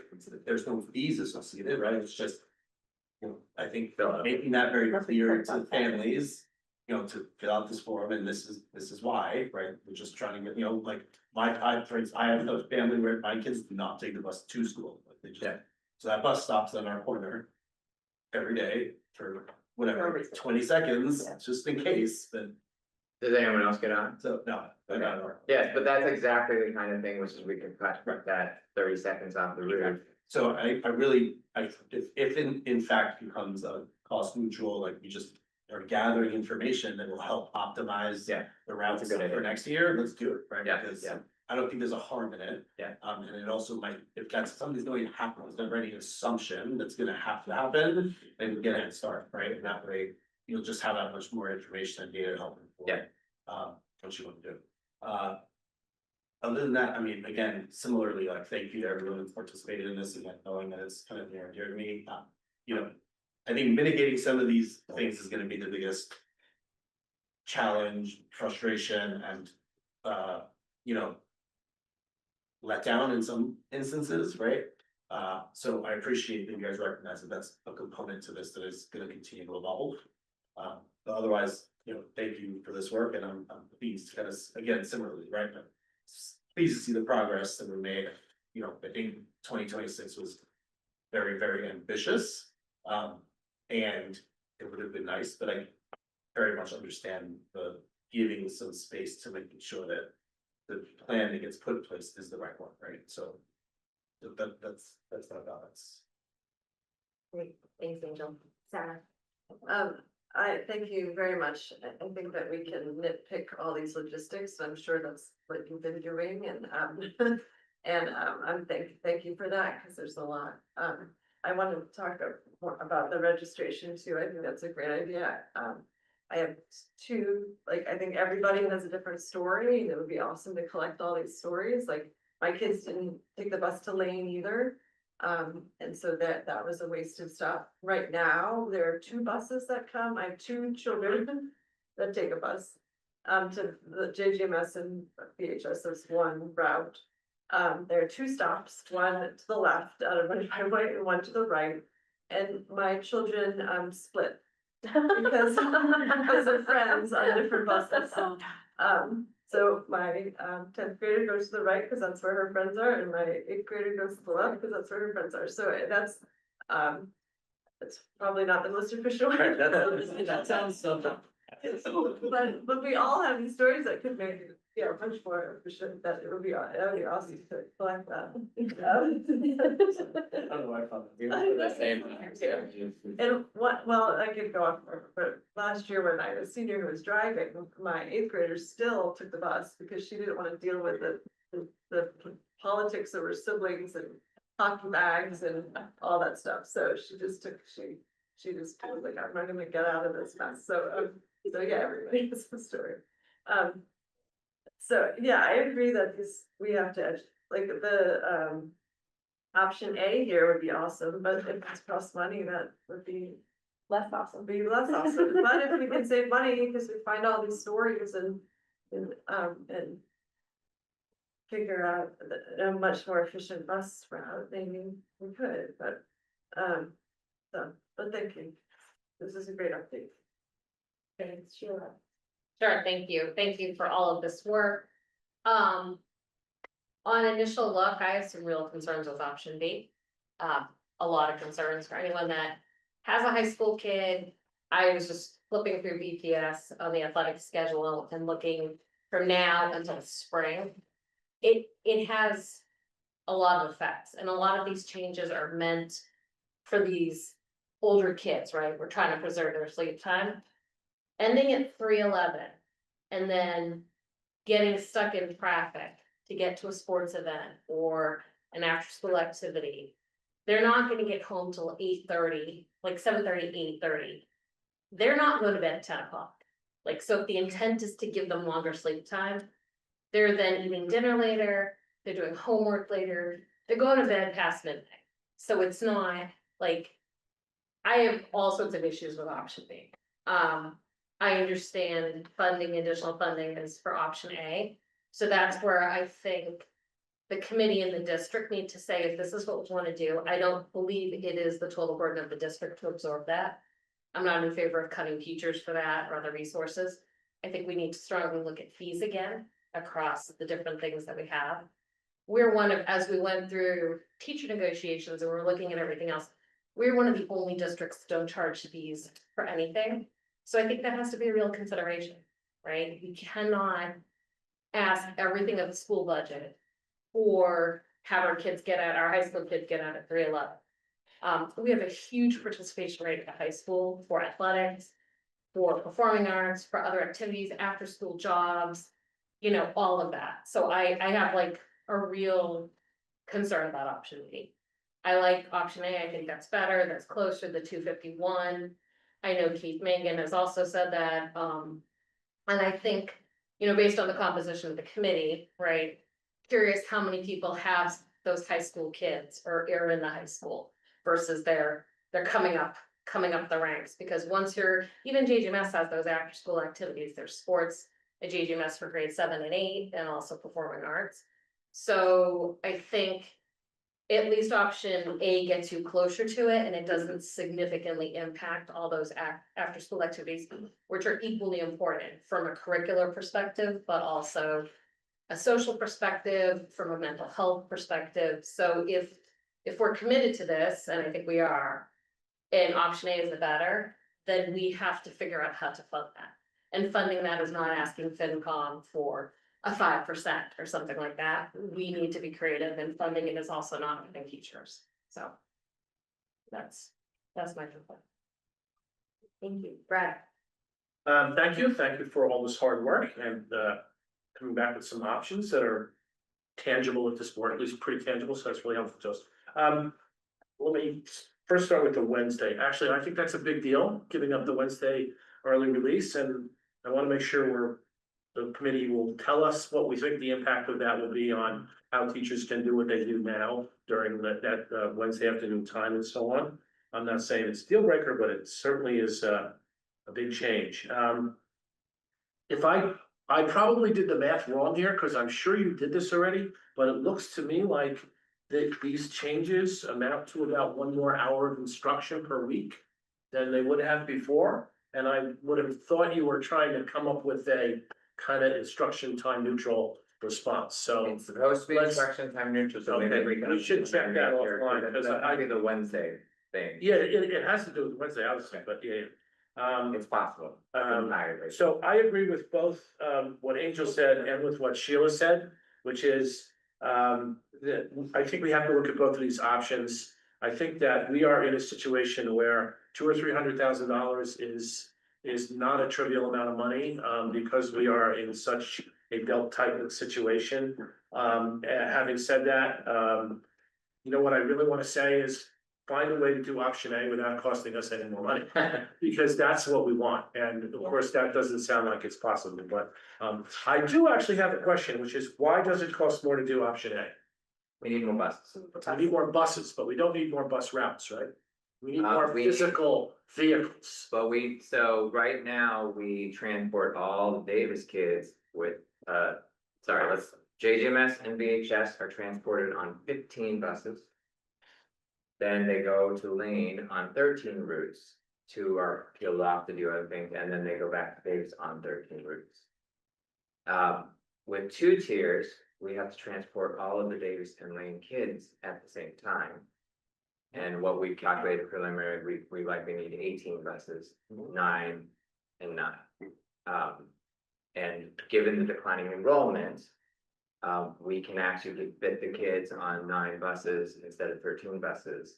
Because we have been at 13 buses for the elementary routes for many, many years while our enrollment will decline. So we need both buses because they have to get to school at the same time. We Right. can't reuse them. So that is why it costs. Unfortunately, the elementary schools are not near each other. That's the real, like, we kept coming to this, like, well, we could move them on the same bus, that would be great, but there's like not a way to get them all on the same bus to, like, because they all get stuck in traffic going from one elementary school to the other. You couldn't have that bus stop at one school, is what you're saying. Or- Without the kids being on the bus for an Forever. extra 15 minutes, right, every morning. Yeah. That's the key reason. Yeah. Okay. Okay, I also think it would be pretty important to take a careful look at option B and ask the question, what are some of the additional costs that option might incur? Yeah. So the impact on after school is not gonna be $0. Right. And that's not in the equation right now. We're looking at the 250 added to be 200, 300K compared to zero. And I don't think that's a fair comparison at this point. I think there's other costs there, and that is important to, I think, quantify. Well, to that note, just to make sure I understand. There is a cost that isn't necessarily monetary in the sense that what the Josh Smith, the rec department director, is on committee and on working as well. And it is likely that adult recreation activities that right now go till around 10:30 will be pushed off entirely. So you could try to quantify the cost of having to find space for them in rental, like, you know, like if you would assume that a town would have to provide that by renting space. That could be a counterweight, but it's not quite a cost that the school department would bear. It's a cost the community will bear, in the sense that adults won't have access to recreation in our gyms, or our fields unless town pays for, other access. One discussion that has come up, but that is also an investment that is not trivial, is, the discussion of the second turf field. Right, that could be invested in, that could mitigate the impact on recreational activities in the afternoon for both our athletes as well as young children and adults. And you could sort of amortize the cost of an additional turf field and counterweight that against the 200,000 or 300,000 of extra buses. But it doesn't mitigate some of the other things that Sheila already outlined in terms of the lateness, right? So there's definitely ways we can try to quantify that. So I mean, I think it would be fine to articulate some of the items of costs. Okay. Qualitative and quantitatively, that are outside of the school department. Yeah. I was also thinking that there might be actual school department cost implications. So for example, different kinds of maintenance of the turf, or so changes to stipends, or changes in transportation, or Yeah. fees we have to pay referees. I mean, I don't know what they are, Okay. but I just feel like the number is not zero. Of Yeah. all of the numbers in the universe, zero is a bad guess, okay? So better guess. Noted. Sorry. It's like the one number we know. Okay, am I done with my list? Yeah, I think so. Thank you. Thank All you. right, thank you, Stephanie, thanks, Beth. A couple things, one, I know you referenced in here the traffic, I think we also have to really look at the traffic at the Hanscom Gate, it's something that, Yeah. I live there, I'm familiar with, I know Kim Howell, our military rep, emailed us right before the meeting about, but I would just encourage folks to really give thought, because timing 10 or 15 minutes in either direction could be much, much more for. Yeah, we've already talked that through with the bus company, and for that, A would be better than B for that. Sure, yeah. Agreeing with what Brad just said and others said earlier, I think we have to look at both option A and option B. I'd like to better understand the class A. You know, I think the benefits of option A are obvious on its face, but I think it's the more responsible path forward is to really look at both of them a little bit closer. So I concur with those who requested that we look into both of them. Do either of these options change the actual time a student spends on the bus? Like shifting the time, just knowing what Bedford traffic is like, or, I mean, I know we can't predict the routes. So I think that it was like, that some of the routes might be a little bit Well, longer. the bus, I think the second tier, sorry, in option A for the secondary kids. It could shorten the route, the time on the bus, because there's 18 buses that we can basically segment between the 18 slices instead of 15. For the Lane and Davis kids, I don't know if the routes will be slightly longer because we're segmenting 9 versus 13, but that also, we haven't considered the optimization rate for the registration, so. That's the kind of work that we don't want to ask our partners to engage in unless we're seriously considering both, and we're getting the feedback that we're seriously considering both, so. Yeah. That will give us some That direction. matters, that's a lot of other, like. My kids at Davis were one of the last kids at home, but it wasn't really the distance on the bus, but they were spending a lot of time in the gym. Because their bus wasn't coming to Right. Davis because of the lane route, so I think there's a lot of. And A lot that- that's more where the than investment, That gets mitigated entirely. Because they're now the not first really ones on. Right, Yeah, so that is one of the sort of, doctor's office effect, right? Because the appointments get later and later. That happens with certain routes. And it just cascades and Davis gets the worst of it. The other thing that, you know, Jess Colby, our principal at Davis, has said that would be beautiful is that right now, the littlest kids with the least independence have to navigate with their teachers' help and staff's help, buses coming in at random times after having taken kids from BHS, JGMS, and Lane. Whereas at BHS, if you've been outside of dismissal, they're all lined up in order. Yeah. The kids get on the bus and off they go. Those are kids who could find the buses on their own without help. The ones at Davis, though, which bus comes in at which time, it depends, right? Yeah. So they have to be on standby. If they were lined up, it would, the efficiency of dismissal becomes much easier because they're Yeah. lined up, the buses are lined up. the They kids do go an in. amazing job, but it is like a logistical. It's bananas. crazy, yeah. So that's a big real plus for benefit, Davis. right, in Yeah. terms of, both scenarios help with that. But the cascade effect is mitigated if you only have 2 tiers instead of 3, right? And the Bedford Charter said that, they can really, shrink the time between, we were able to pull off 8 and 8:30 because, there are, I forget what, does anyone remember what exactly how she explained it? Because it was 40 minutes at one point, and then she said, no, we could do it in 30 minutes because Sure. I think our brains aren't working, Yeah. but she said it was too long. So, Thank you. The last thing is, I just think, you know, I agree with Brad, the change in Wednesday is a big change. Understandably needs to be negotiated, and rolling that into our plan negotiation schedule makes a lot of sense. I'm wondering how other districts handle it, like districts, I know some districts have an early release day. Some don't, as far as, and Liz, maybe this is more a question for you, like teacher prep time, how does that work that gets done currently on Wednesdays? Get done when we don't have that early release date anymore? They kind of other districts So- address it. so we're unusual with an everyday release. Lexington, I think, has just for elementary. Lexington's every week every week elementary, and then secondary, there's Once like a month. once or twice a month, there's an early release on a Friday. That they do strategically, so it'll be like the Friday before vacations and the Friday before, right? And then we have either a structured PD with the district or they also the teacher. It's like twice a week. Yeah, Twice a but month. our structure is unusual. What we've talked about is the fact that we're not losing any, teachers can still meet. It just won't be on a Wednesday where kids are out earlier. The amount of time that we've contractually negotiated is still there. They would just have to stay, and we're open to letting them choose how they want to do it. For example, BHS teachers might choose to do before school, because on a given day of the week, it doesn't have to be Wednesday. School's getting out 20 minutes earlier each day, right? So you could also have half the time on 2 days a week. However, so we're open basically to whatever the union would like to do in terms of they want to keep that time. The other thing that might come about during negotiations is that we've consistently heard from both parents and staff that the elementary schools need just a little bit more instructional time.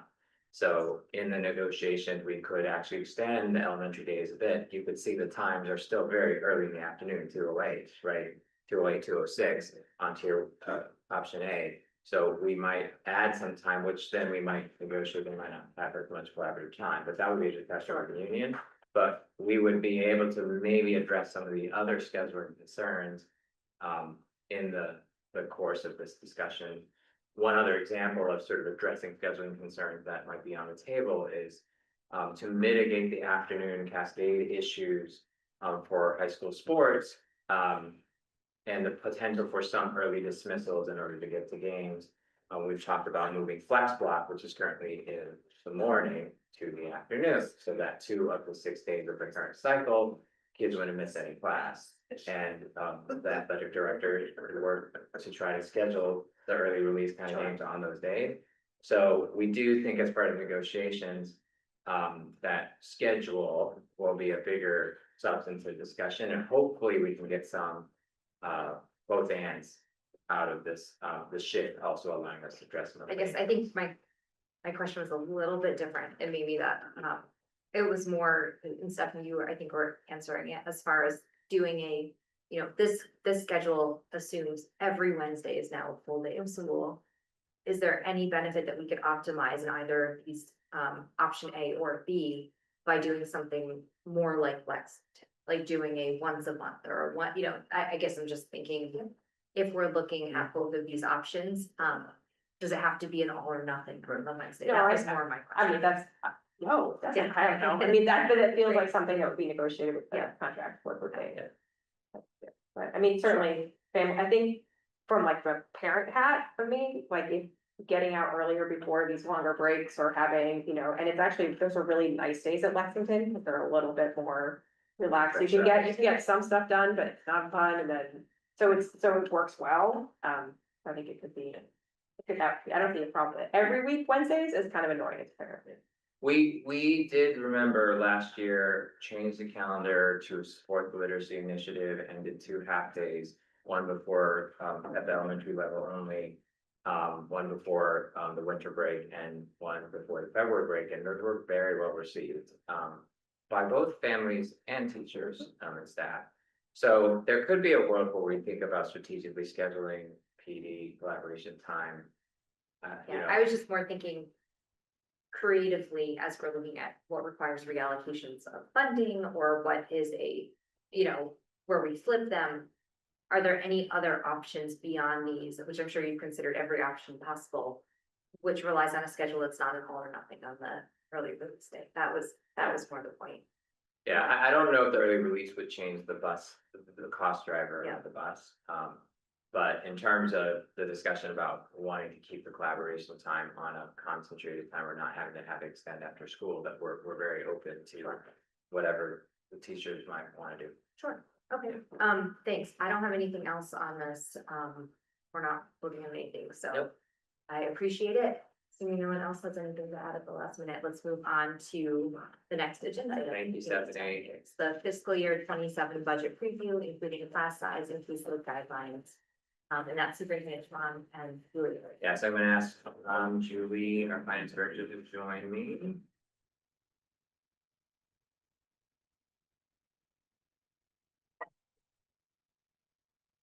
All right.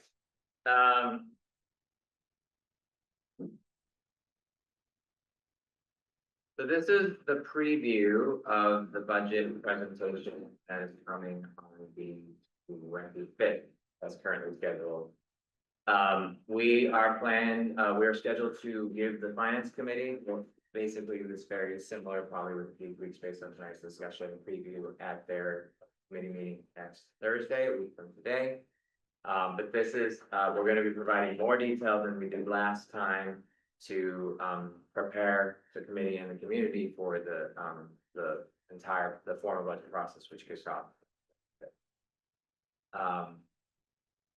Just a reminder again, this is aligned with Strategic Initiative 3.1 with our commitment to ensure that there's timely visibility and control over our resource allocation. We want to make sure we're mission aligned within our fiscal guidelines and that we achieve balanced operating budgets with no untimely surprises. So we wanted to start with sort of what we're looking at in terms of the goals, big picture for what we're trying to do with this budget. And the focus is really on how do we invest in our people and preserve the excellence that this community has come to expect. As you know, this budget year coming up is the third of 3 of a historic set of contracts that we settled that provide needed wage adjustments for our teachers and staff, which was supported by our community. These increases were essential to keep pace with our competitors, to attract, retain, and reward the highly qualified professionals who make up our schools. And we want to make sure that every dollar that we invest is invested in our people, learning, our students learning possible as much as we can. However, we need to carefully navigate our escalating costs, as we described last time, and we will go into more detail tonight.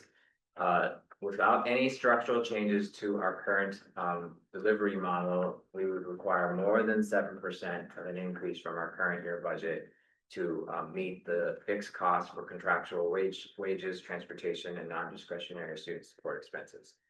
We're going to attempt to contain these costs as much as we can in recognition of the measured and responsible growth rate that our town is asking for in light of our current fiscal pressure that we are not alone in. We are also carefully navigating increased student needs. We've talked about the story of declining enrollment. However, it is based on feedback and data, the complexity of our student needs has also increased. And the responsibilities of our educators continue to expand in terms of what they're expected to do in order to support our students in terms of we highly value the input of our staff in fully understanding these complexities, which makes the requirement of investing in our staff more critical than ever. But we also need to meet our commitments thoughtfully. We have to capitalize on staff departures, and choosing not to backfill certain positions allows us to thoughtfully reallocate resources while limiting impact on our staff. These adjustments may change some of what is expected in terms of class sizes, particularly at the secondary level. But we are committed to staying within current guidelines, which we will actually share about in a bit. We are committed to preserving the core programming, student supports, and extracurricular opportunities that our families have come to expect and deserve to the maximum extent possible. And we will protect the depth and breadth of learning opportunities while again managing the fiscal realities of sustaining the competitive wages and essential services that we are required to provide. So we are looking for a sustainable path forward while maintaining the excellence. We understand and respect our educators who made this work possible. And we realize that we need to invest wisely in order to meet our strategic goals. And we want to make sure that we can do that for a long time to come. So this will require, again, working together to figure out how to preserve that excellence while also maintaining long-term stability fiscally. So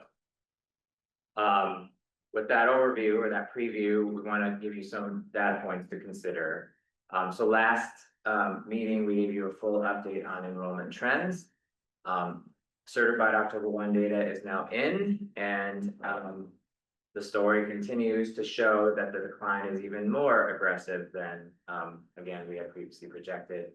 And we are down an additional, why can't I do the math, 7 students with the certified numbers. This is just typical in terms of the process of making sure that students are appropriately claimed. The story has not shifted, the big story hasn't shifted, but it puts even more intense light on the fact that we need to adjust our operational footprint to acknowledge this reality. It doesn't substantively change the actual projection for FY27 of 2350 because that's based on a methodology for 5 years. So this small shift doesn't substantively change that projection. So what have we done to date? This is a memo. In the last memo, I shared the calendar. This has been shared with the entire staff to sort of outline all of the steps and who's participating in this budget process. This is probably too much information. It's a lot of detail, but we just completed what we call the budget summit the end of last week, where we met with all of the administrative leaders to go through an understanding of their resource needs. We have continued to have follow-up conversations this week as a result of that summit, and the leadership team had its 4th major discussion about the budget this Wednesday. We have our 5th and final discussion prior to presenting the budget to you for next Tuesday. I'm going to turn it over to Julie to talk a little bit about the budget building blocks.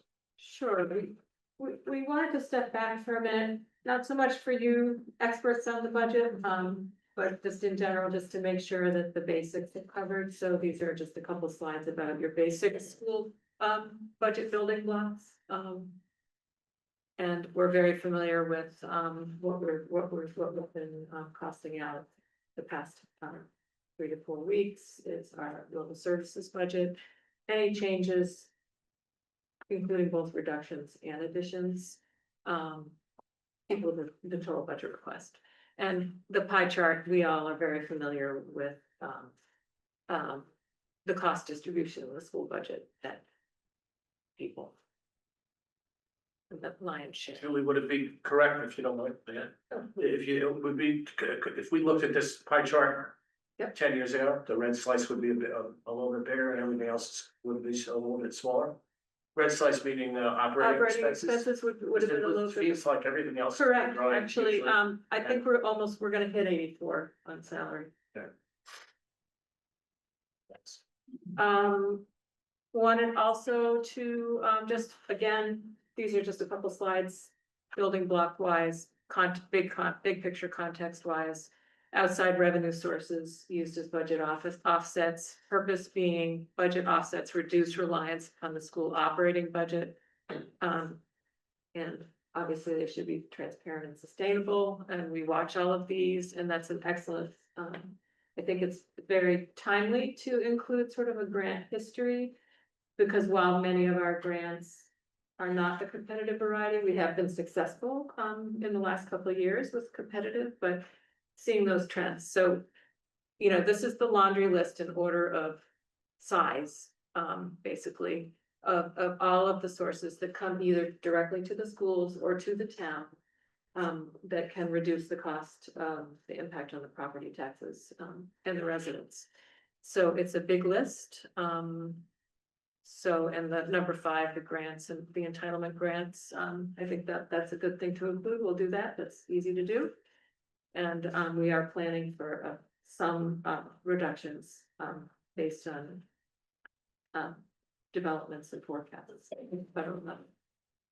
So, so in terms of building the level services budget. We hear a lot of terms, you know, zero-based budgeting, building it from the ground up every year, making sure. What I'd like to, and this term is used by some of my peers statewide, full cost exposure is really what we're aiming for. To a lot of number one in salaries. You all are familiar with and have heard us talk about how that budget is built.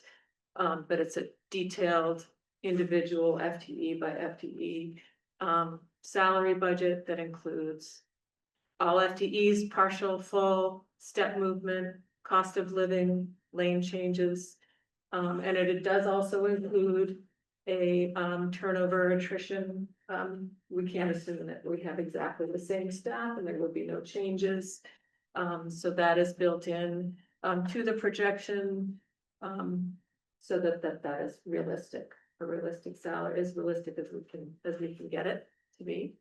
Operating expenses, we have built we started with our larger budgets, we have itemized references of what the spending plan is for all of those costs, our budget, the staff here in the district who have budgetary responsibility.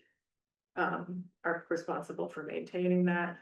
And we've expanded that to include basically any account that is of any significant size that we have a spending plan that's associated with that. Transportation is much more easy, depends on usage, ridership, and contractual costs.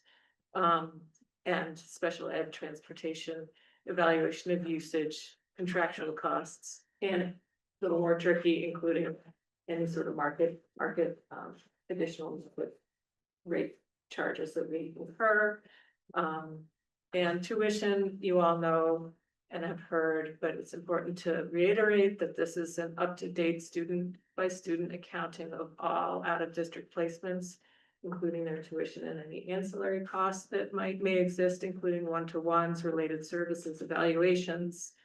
And also including any new placements that are in the so-called pipeline.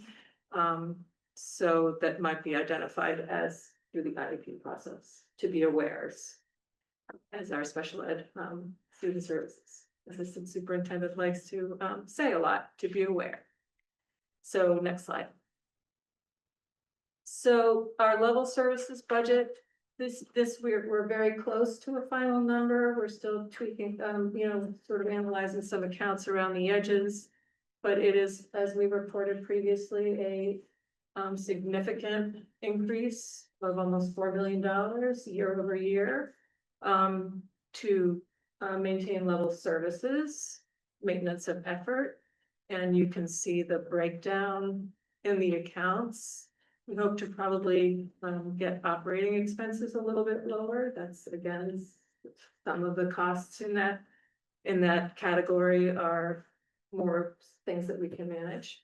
But this is what it's going to look like, generally speaking. Julie, you want to illustrate, I thought it would be helpful to illustrate sort of the salary increase being 6.9%. People might wonder, I thought the top step teachers, what they voted on was a 5.75% COLA. So why is the salary increasing at 6.9%? Yes, so basically it's the difference between the approximately 40 to 45% of our staff are on the steps still earning experience credits. And those year over year increases on average, because basically we have sort of a curve with the value of different steps. It's a bigger value in the middle and a smaller value at the beginning. So it's about an 8% on average increase year over year for folks who are still stepping, and that's an average. So some can be higher. There's probably a min that would be more like 3% and a max that could be as high as 11%. Sorry, you mean the step is 8% or the base? Average, on Basic average, plus the step is. the step and the COLA. Okay. Yes, thank you, Brad. And then the COLA, as you know, was an adjustment COLA to bring folks up, catch them up. And that, we know that's the same for everybody. 3.25 for people who are stepping and another 2.5 for people on the top step. So that's where we get into those types of numbers. And this is again assuming that we have all the same step, right? Level services. So this is the starting point for the discussion, is what we add changes, reductions, or additions. Okay, and so we're laying out for you on this slide how the year over year growth, what the allocation increase that we can expect, or the various allocations that are in play, and what the budget gap is that we're working on. So it is significant. And we've been working very, very hard at the leadership team level with this, and also now with our program directors and receiving input, working really, really hard and creatively on this. And last year we received a 5%. That's why I started the chart there. And we're in a similar ballpark of what we're looking to bridge, the gap we're looking to bridge. It's just half percent increments going down. The 3.5%, which we were really keeping top of mind, is almost $2 million. And the 2.5 is 2.5. So those are the budget gaps. That's the range that we are talking. So That's all. this is our revised version of the budget goals that I presented on the 28th. I refined them a bit, and this is the budget development framework that I'm going to be seeking feedback on.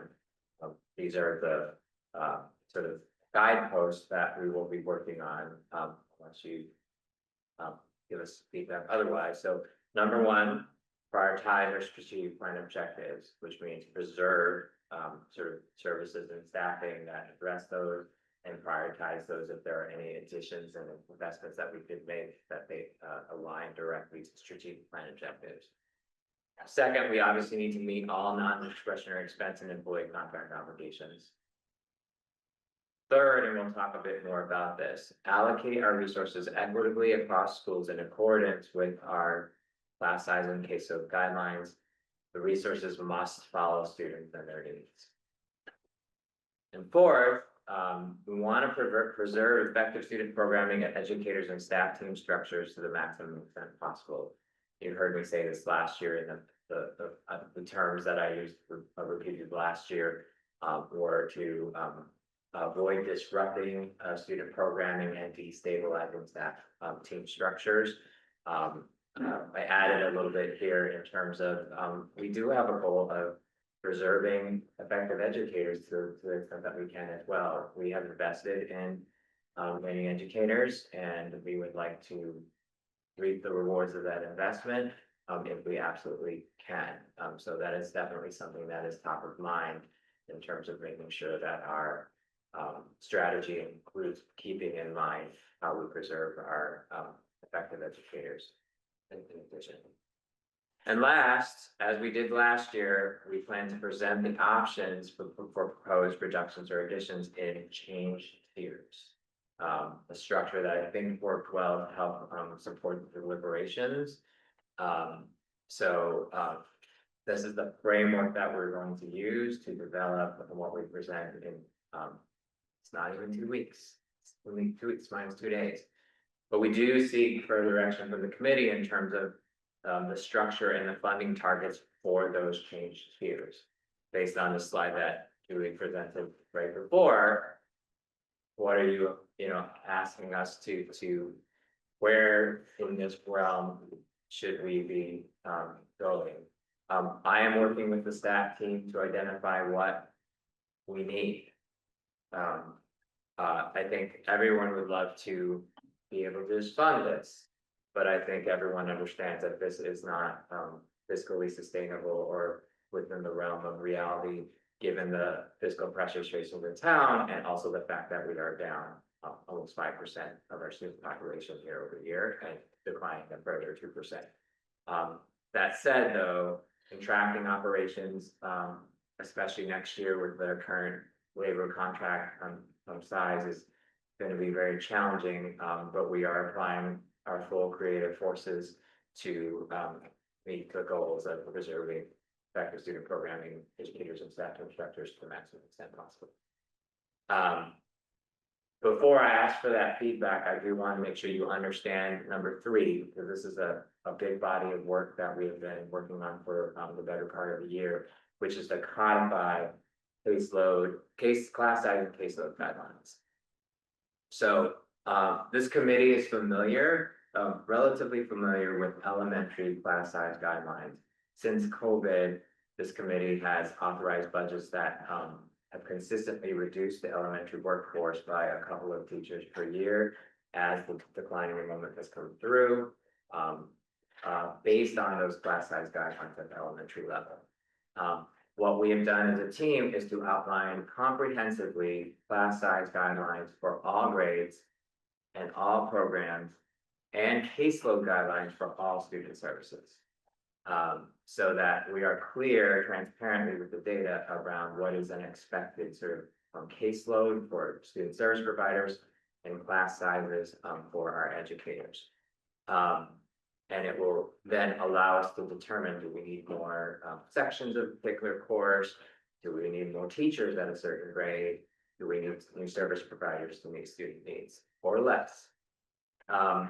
This is intended to be transparent, and I talked about this last year to give me some time, if you recall, to work with the team, particularly to document and outline how we approach this at the secondary level. So this is intended to be transparent about how the district balances 2 commitments: providing students with the highest level of educational opportunity and ensuring that we are fiscally responsible to support long-term sustainability. So we're really trying to balance the both and here.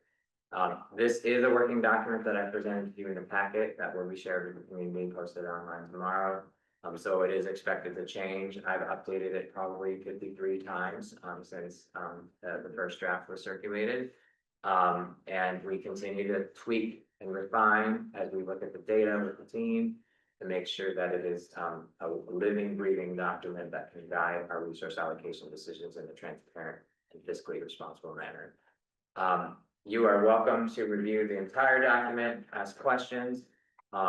It is, just to be clear, it is presented tonight for you as reference. It is a live and active and detailed document that will continue to change. But I do want to provide the highest level guideposts that will inform some of the conversation around the tiering of the change tiers for the budget. So, within the document, we go into much more detail about exceptions for different types of classes, safety requirements, class size restrictions because of the number of workstations, and we go subject by subject, grade by grade, document everything comprehensively. But at the highest level, we identify class size maximums and then the current, what we call target ranges, which is where we hope to land ideally. And you should be pretty familiar with the first three, from budget discussions over the past 5 or 6 years. Those have not changed. The class size maximums have not changed, and the target ranges have always been within those, largely within those class sizes. You might recall a discussion last year about the one for fourth, I think it was 4th grade, where we went over in a couple of classes, but because some of the students were in substantially separate special education, they weren't actually with the class for the majority of the time. But I think there were 2 classes out of 46 that were out of guideline last year, with some that were under, right? This year, we're actually, I think, 100% within guideline and several under the target range. What's been less sort of clear, because it's a more complicated process, is the secondary level, whatever range has been. So we've identified with the team through a number of iterations of conversations where our current target ranges are for the different levels of courses at the middle and the high school, with the hard cap maximums that we work very, very hard not to exceed.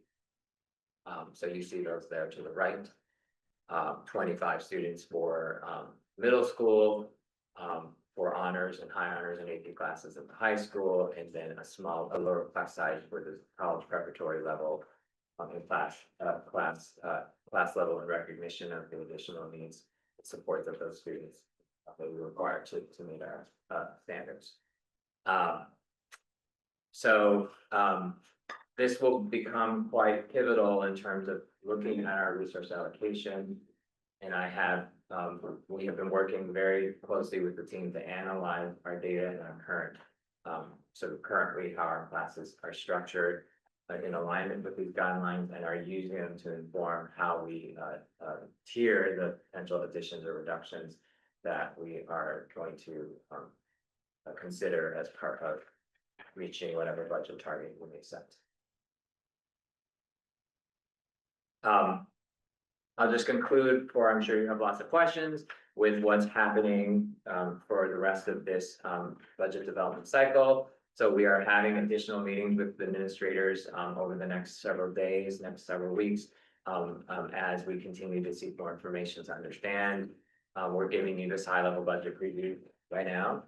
I mentioned the leadership team will be convening for a final sort of discussion prior to presenting this to you all on the 25th, but the finance committee will get a preview like this on next Thursday.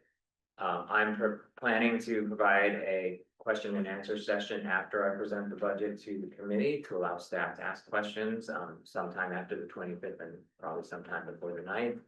And then you have 2 additional meetings in December to review and discuss iterations of the budget.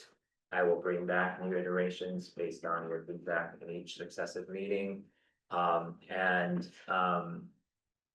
Actually, where is the public hearing?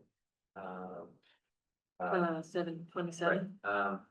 I feel like we should check these dates. Isn't the public hearing supposed to be before maybe there's an error typo here. Before they vote, oh, it's a straw vote and then the final vote, okay. Yeah. Yeah, then this is all in the run-up, to the town meeting. As we know, there's been discussion, about moving the state further back. My understanding is that will be addressed at annual town meeting in March, so we are working on this timeline, in accordance with the current bylaws, and dates. As we've been telling the staff team, this is lightning speed. But such is the timeline that has been set, for our town. So that is a preview of upcoming attractions.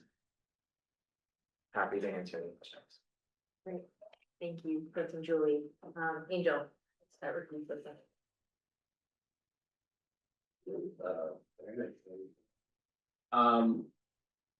Sorry. I don't even know where to start. I'm stuttering like a fool. So my first question actually has to do with the kind of the variance on the projected enrollment and the actual enrollment. It was interesting if you have any thoughts as to like, well, because that seems like a pretty.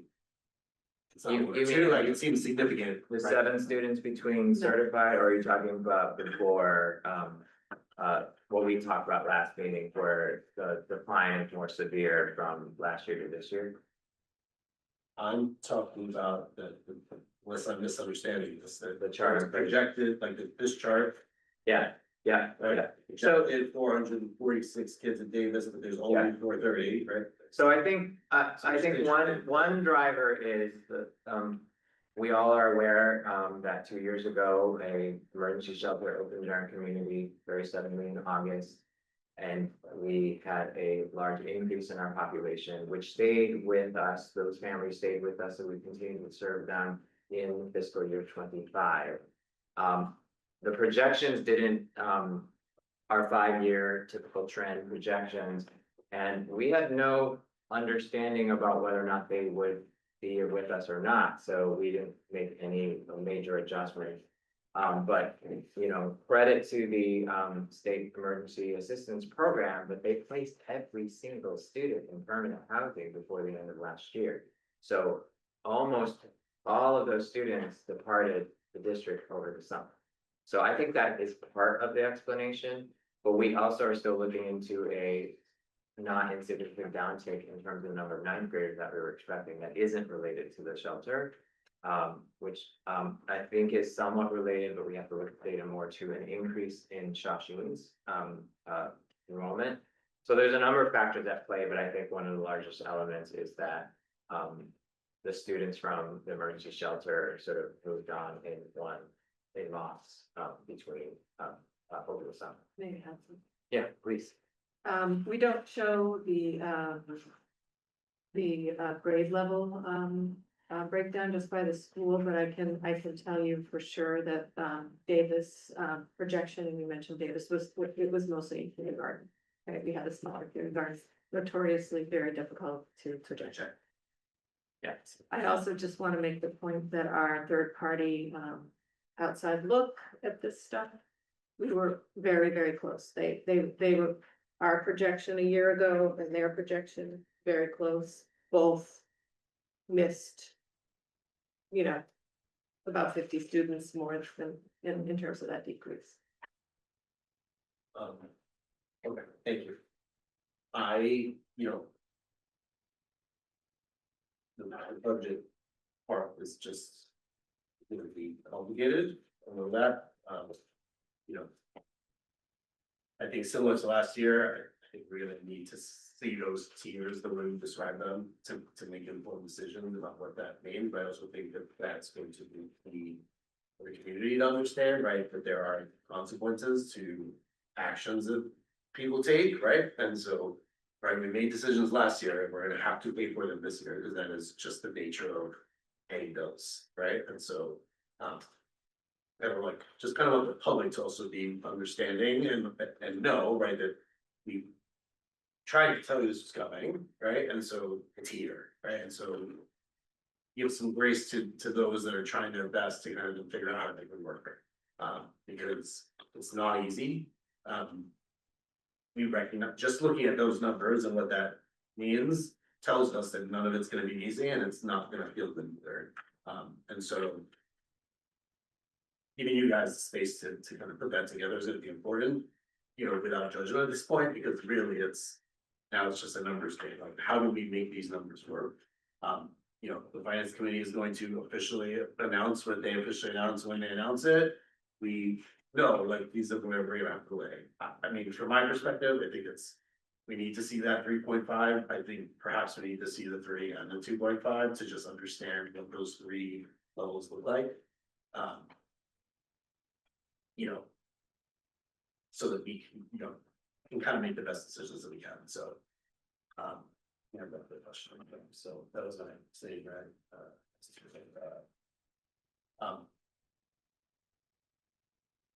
I don't know, this was just my comment about from before too, like this bus registration process. I couldn't, like, I do in fact, that might actually help inform some of reductions and what the costs will be, right? So, but again, I don't think there's a harm in starting that as soon as possible. Yeah. Right, to start to understand what That's that looks doable. like, right, before, you know. Yeah. I mean, The bus runs start in 2026, like, we honestly could even probably do it, like, you might recall, we consolidated bus last year, right Right. after winter break. We could start registration this year, get some sense of data, right? Yeah, Help I mean- us out, right, in terms No, of. that's what I'm saying, 100%, I urge you to do that, Yes. like, you should do that as soon as, like, it's feasible, because I think that's gonna inform information that we just don't have right now. That can potentially make a difference, right, if it saves $20,000, that is not actually inconsequential to what we're trying to accomplish here. Yeah. Right, and so. Why not? Like, it doesn't hurt anything, right? And again, gathering that information is little to no cost, to do it, right? Yeah. That's my, please do, right? If I can help. Knock on the doors, let me know, like, whatever I can do at that Be point, done. right? Be done. Let's get that part, you know, that squared away. I think. Too, like, I just wanna make sure, again, I'm like, this number that we're looking at on the screen now, it's like chart, right, is if we just said, take everything that we did last year, we're gonna do it again this year, right, 100% apples to apples. So yeah, it's gonna change, can potentially change based on all those factors you mentioned, right, nutrition, retirement, like, there's things that will, you know, this bus is, like, some of that's gonna change, so that these. We won't necessarily be in this hole, this is just if everything was apples to apples. Right, this is assuming, the level of services budget gap is assuming exactly the same staffing. Escalating all the costs according to the contract, escalating all the other services. Which again, isn't really feasible or realistic if we are down 5%, and it'll be a total of more than 7% of students, 7%, you know, for next year. And yes, we have already identified, you know, I won't go into a lot of detail tonight, but we are tiering like last year, tier 1, which is where we think that we can capitalize on natural attrition. So we are starting with the least destabilizing sort of reductions, because the positions are actually vacant, right? And working with the team to sort of figure out how we can make sure we meet student needs. But as you, I think, have noted, the size of this gap, unless we have a lot of unexpected attrition, which wouldn't be a great thing, we will have to be more creative. We're actually in discussions with the VEA about issuing a very small incentive for early notice for departure, to get more information, potentially to work with. The reality is that given our market adjustment that the community has made with our teachers, we expect that we know about the retirements that have been noticed thus far this year. There are probably not any retirements that we don't know about. We expect a lot more retirements at the end of next year, because that's the 3rd year of the contract. If you understand the retirement system, it is predicated on your years of service and your highest 3 years of salary. So there's a lot of incentive, I think, for educators to reap the full benefit of a new contract report if they're, you know, close to retirement. We obviously don't have that information right now. The more we can get information, the better it helps us to plan in a way to avoid destabilizing changes. But that doesn't help us for fiscal 27. Yeah, I mean, again, for the community and the public, this is another instance where, so we shouldn't have to pay to ask people to give us early notice. If we push town meeting back, it's in the contract that they have to tell us by a specific date. Yeah. The problem is that that date is well after we have to do all of this, right? So again, this is another example of a piece of information that is lacking, that we can't do anything about, other than pay more money potentially, like as an incentive, right? When a solution could be, we can push it back. So I'm gonna get off the soapbox about that, because it's obviously still bothering me, but so the only other piece to this that I just wanna ask a question about, that I'm looking at the guideline for, the enrollment, the lower enrollment, like, how does, sorry, we'll start that over in English. These numbers being like apples to apples, does that also account for like the amount of students you thought were going to be here but aren't? No, again, this is assuming the same workforce. Workforce, that's nothing to Yeah. do with the student in that, No. in that respect, okay. Yes. Thank you. I just wanna make sure there's not a correlation between those two things. Yeah. I mean, that's all the questions I have for now. I mean, there's obviously going to be a lot more questions, and once we see the different models and options and what it actually means from a teaching perspective and a services perspective and a learning perspective, right? I think that's when the bigger questions come, so that's my. Thanks, Angel, Sarah.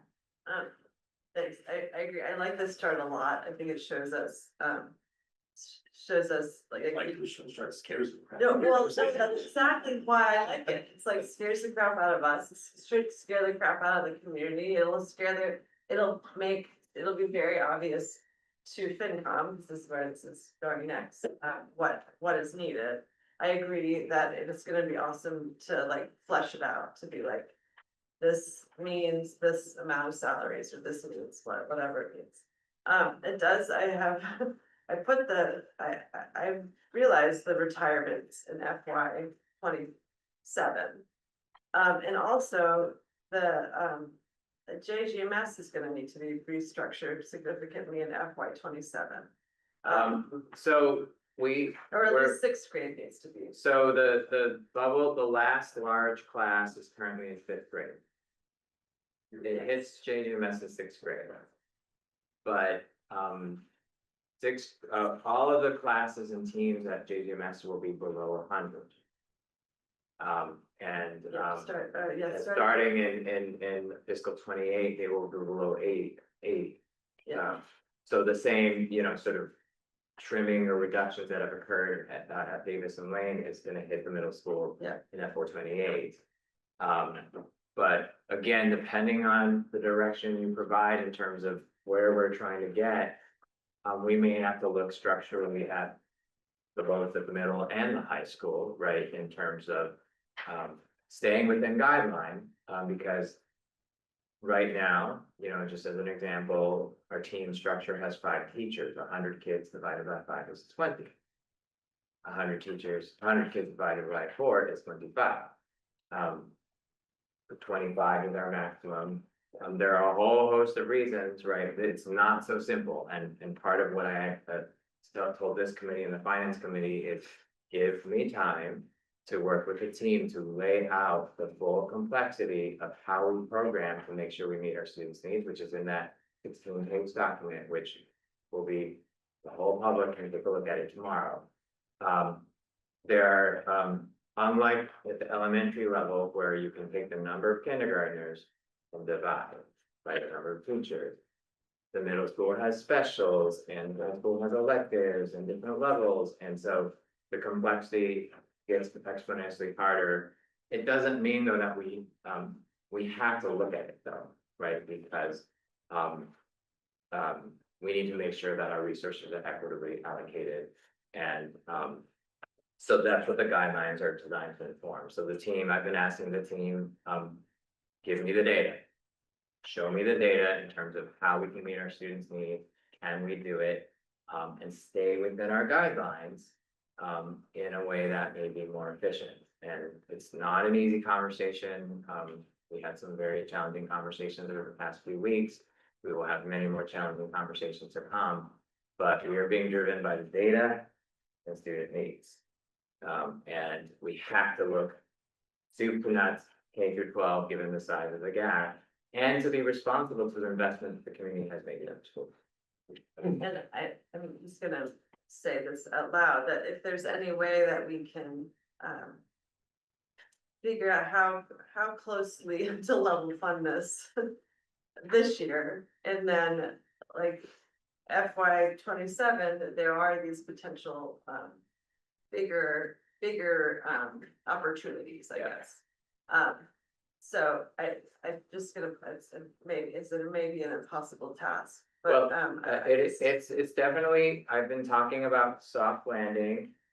Taking the incremental, taking advantage of the vacancies that arise. We do have this, we're in this bubble year of FY 27, the last year of this 3-year historic contract. And probably the lowest attrition ever in the history of the district, right? Because of that contract, and maybe because it's great to work in Bedford. So we have to navigate through this year. When we get to the other side, there may be more flexibility. But this is our numbers this year, so I may be bringing back. I would strongly prefer not to have to do this set of changes, because I believe we'll be able to capture them in FY 28. I told you that last year, I don't remember, but I'm gonna be true to my word, and the team has worked to capture the savings that we didn't do last year. We are taking them this year. But the challenge is double last year, as Julie pointed out, we were at the 5% range, so we're looking at double the challenge of last year, depending on where we land here. I don't know how much, additional landing pathway we can have, but, and then also, we don't know for sure. I'm gonna work with Liz and others to see if we can get more data. If people know that they're gonna retire at the end of FY 27 and are willing to tell us extra early, we could potentially say, we know that we have these 6 retirements coming in FY 27. We would prefer to not make reductions now, because we know that they're coming. Can you give us a little bit of, and we have some other strategies. Julie and I have a whole, I don't wanna call them a bag of tricks, but we have a number of ideas around revenue generation, around use of our other special revenue that we have steadily invested in, that can soften the sort of the transition. But we have to be driven by the data, and that's the hard part, which is predicting the future is pretty much impossible. But we will work to get as much data as we can, because that will at least allow you all to have an informed conversation about the relative benefits of waiting on potentially things that will be required to get us further down this list.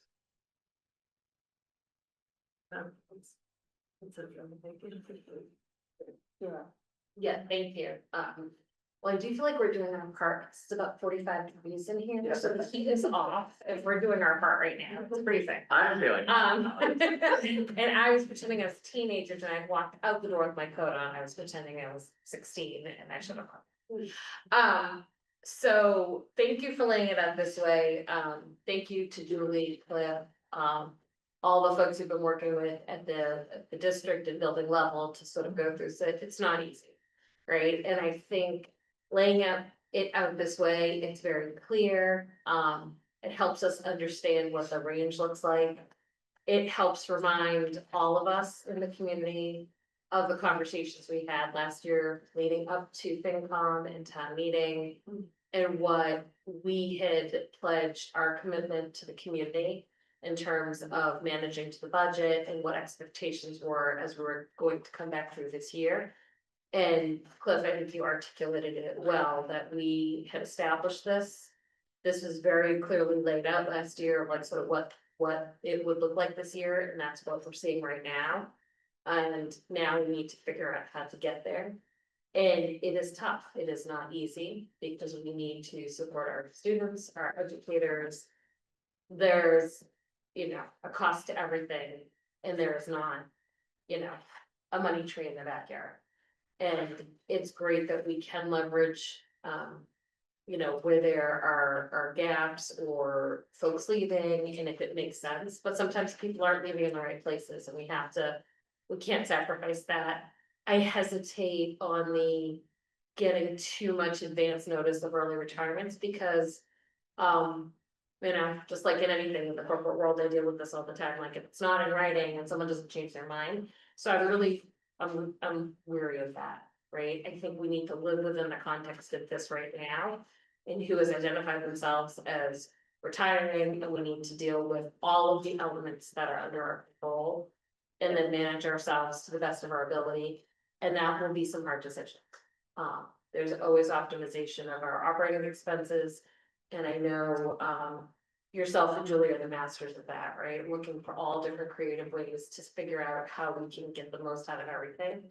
Team effort. Team effort, and I think, I appreciate as you're working through everyone, you'll come back to us with what that looks like. I really appreciate the work that everyone did on the 16-page document of the caseload and class guidelines, and appreciate you very publicly stating that, we want to make this transparent.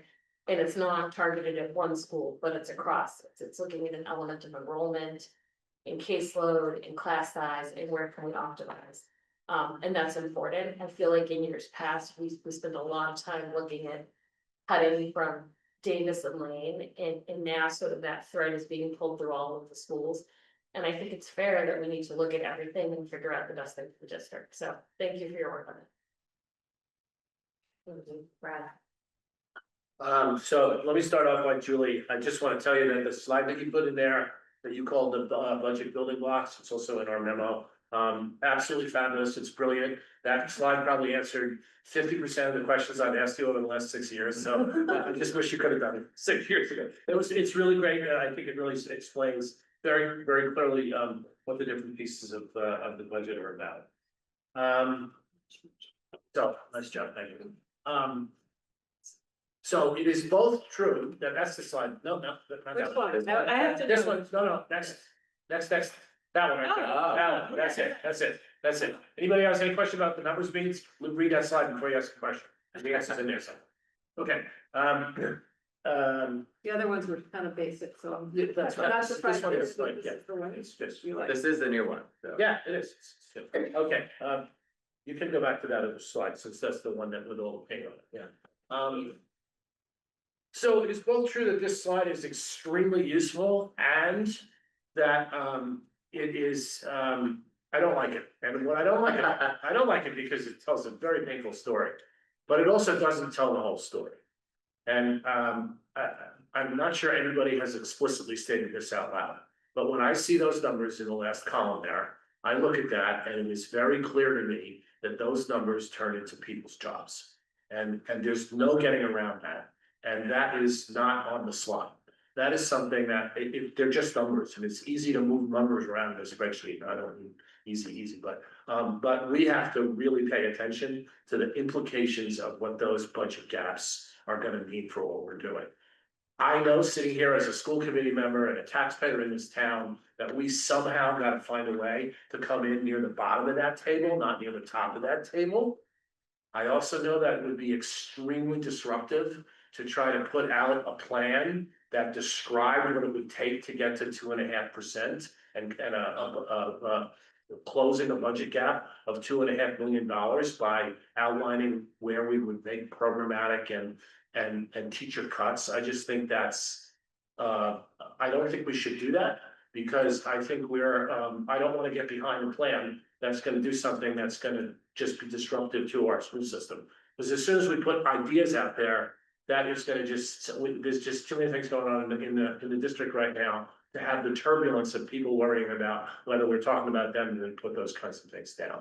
So I think you need to show us something. I want to leave this to your judgment, Cliff. You need to show us something, you know, that you think is going to be a reasonable ask. And as you said, you're going to show us some different tiers. So there'll be some things we can do to kind of move around in that area. But I think that's what we need for them. I want to compliment you on, I think, how artfully you did that last year when you presented several different tiers and did it in a way that I think communicated to us on the school committee enough of what we needed to know to make some choices amongst those tiers without providing all of the nasty details that would cause the consternation that those ideas might have sent through the system. So it's gonna be hard for Sheila, I understand that, but I think that's what we're talking. So that's what I have to say about that. I have an idea, Julie, about a little analysis that I might suggest, but we'll do it offline. Sure. I don't think we need to do this. I just had one other question about the class size guidelines. When I look at the, can you flip to that slide? Yep. When I looked at the, sort of, just comparing the class size maximum to the current target ranges, the grade 6 to 8 sort of stands out as where the maximum is sort of the most above the range. It's also true for the honor students, but that's sort of more easily explained, I think. So it's why? I just like, Well, why so, is it that 23 or 24? Why did well, like I was saying, right now we have 5 teachers. Okay, We've been above 600 or 220, 210, right? So, okay, but now that we're dipped below 100, Okay. you know, yeah. so the So rate. you're saying you kind of backed into that number from the Could the implication of that number as opposed to. If you think about it, very simplistic level, at the elementary level, you take the number of kids you have in a grade and you divide by the number of teachers. Right. At the middle school level, it's a little bit more complicated, but it is dictated by the size of the cohort, which right now here historically has been split into 2 equal teams. And then you divide by the number of teachers on that team, right?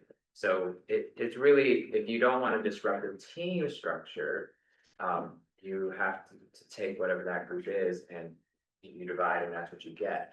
At the elementary level, it's, you know, what has, at the height, my understanding is we were at 10 classes.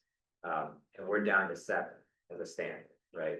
But it went to 10, to 9, to 8, to 7, and there's no other structure that sort of governs the math so that you can just drop a teacher, you know, or reduce a teaching position without having to maintain a structure, right? The middle school is structurally set up because of the needs of young adolescents in this team structure to mitigate the transition to high school, where instead of being self-contained with one teacher for all your subjects, you are working with the same group of kids across 4 or 5 teachers. And then in the high school, you're sort of, you know, so that's the developmental educational design that our district and many other districts have committed to the middle school model. And that constrains, you can't just drop to, you know, 9 from 10 to 9 because you need the same number of teachers, right? So there are structural aspects that I'm already working on with Principal Tuning and others in terms of like, what can we do structurally, especially as we know that smaller classes are coming through, but we've dipped, which is then, well, we haven't made a structural change, right? So we're still in range enough where I don't think the case for the structural change right now is necessarily strong. When that first class of 100 and, what is it? The current 4th grade class has 151 students in it, right? When that, assuming that cohort travels up to to the middle school in fiscal 28, that's 2 teams of 75, right? If you have 5 teachers with 75 students, we're talking about class sizes of 14, 15, right? At which point that it becomes very clear that that structure has to shift, right? But right now we're still in that 200 range, so it's a little bit less clear. And those are the decisions that I'm working on with the team around what structural programmatic shifts can we make and when do we make them to stay within the guidelines, but the math is a little bit more complicated the higher up we go because of the level of complexity in terms of the choice we offer students, which is developmentally appropriate. So there's a balancing act around the depth and breadth of what we offer, the value that we place on that, and the need for certain class sizes that are directly correlated to that depth and breadth of offerings, right? So you can restrict the offering, increase the class sizes, but it's a much more dynamic and intricate There must be process. other places that teach 150 students in some sort of team model. Yeah, That we can look at, I mean. oh yeah, there are probably plenty of 100 models. 100 schedules, Yeah. different schedules that could be. Yeah, but we just have to figure out when to do it and Yeah. how to staff it. Yeah, I mean, there are different number, you can have different number of on-team teachers. You can have half teams that are split across grades. That's the conversation we're beginning to have as we look ahead. But where we are on this. Sorry, where'd it go? Here, the stars slide, unfortunately, for tonight.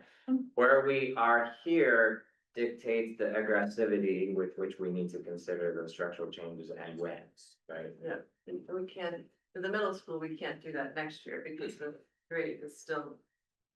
It's still around 200, it would be, that's what I was saying before. Yeah, the I mean- Following year where we would. Right, Get that. but I would just, again, the class gets 191, but it is still below the range, right? So again, I don't think, I will say publicly right now that I don't think a big structural shift in this short of time frame, kind of all of the school start time discussion would be preferable, right? If the committee's direction is that we need to be very close to the bottom of this chart, it may be an option along with a lot of other things that we have to put on the table to still stay within our guidelines, right? But so it is not something I'm recommending nor preferring because I think more time to think about it. Everyone, the leadership knows that this is coming, right? It's just a matter of do we have to make some shifts faster than we would have anticipated given this. The other thing I just wanted to comment on was the maintenance of effort budget. I'm thinking back to now, I think 6 years ago when I started on the school committee, maintenance of effort used to be a way to separate we're gonna do the same thing from the part where we're gonna add new services and build on capabilities and do things to make our district even better and communicate that effectively. We would come up with a maintenance of effort budget. We said, well, we can add a little bit more to that to do something even better than we were doing before. And now the whole game has changed. We have a huge math problem here. Now we're looking at that. There's no way we can do that maintenance of effort. And we have to take that number and start and cutting down from it. And we've been doing that for several years now. That's why I asked you the size of the red slices there. There's almost no wiggle room in the part of the budget that is actually discretionary, which is spending on textbooks and paper clips and other things that go into that number, obviously. So this is gonna be a belt tightening year. It's gonna be hard. Appreciate you taking the effort. Yeah. All right, I'm done. Thank you. Thanks, Brad. I don't know if I could say a lot of it more artfully than my school committee colleagues already have, so I won't repeat everything. I did have one small question before I get into my comments, and that is on the top of page 2 of our memo, we're talking about you're comparing something, and you're saying that these adjustments may result in slightly larger but still comparatively favorable. What are we comparing them to? So as you see here, the target ranges are well below at the secondary level the actual maximum. So what I'm saying is that we have historically been able to program well below our maximums. We would ideally like to stay within these targets, but we can go above the targets and still be within them. So we're still within our guidelines, but I don't wanna sugarcoat the fact that they feel a little different, right, for teachers and students and families. Because we've been able to be well below the max. In times of, COLAs that were in the twos, to Brad's point, right, we had room to maneuver, and when we were increasing enrollment. That is my understanding where the finance committee had sort of shifted to the 3.5%, in recognition of the increase in enrollment. We had expansions that data is a big mess, right? But we're now on the other side of that, whatever that bubble was. And we're, it's consistent, and it's been, accelerating down to a 2,000 student district side. And we're beginning that final descent, if you will, in the middle school and the high school now. And unless demographic factors change dramatically, that smaller cohort size is going to march up through the upper grades. So we don't have room to maneuver, but I do want to be clear that we are proposing some additions. We asked the staff to generate what do students need. And we have prioritized those additions in alignment with the strategic plan. And we are going to be proposing a few additions that will be offset by, more than commensurate reduction. But we aren't blindly saying that we can't do anything. We have students with needs. It's going to be a reallocation of resources. But in the tiers, you will out there, that's why we call them change tiers, not reduction tiers, right? Because there will be some additions, very targeted, very aligned with the strategic plan, highest priority. But we're not taking off the table some additions to make sure we meet student needs. But it's been very clear to staff that those additions must be more than offset by other reductions, given that we have less students.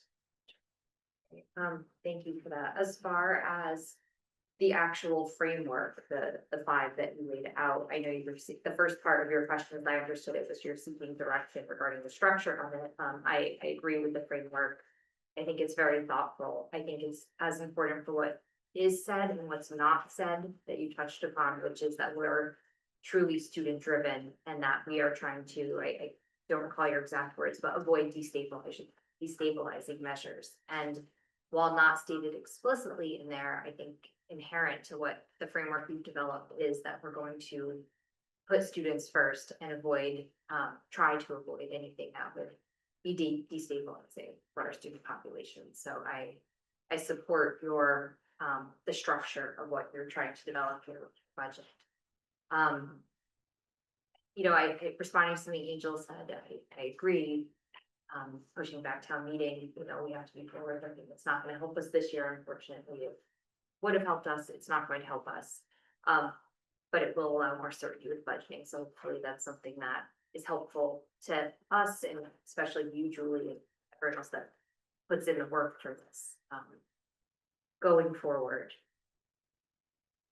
I think our job as a school committee, and we've talked sort of about these numbers and put up the chart quite a bit, which is important and very helpful to structure this. But I also think we have to advocate to keep our schools at the level that we're proud of and that we want them to be at with our students, with our teachers. We have to deliver top tier education.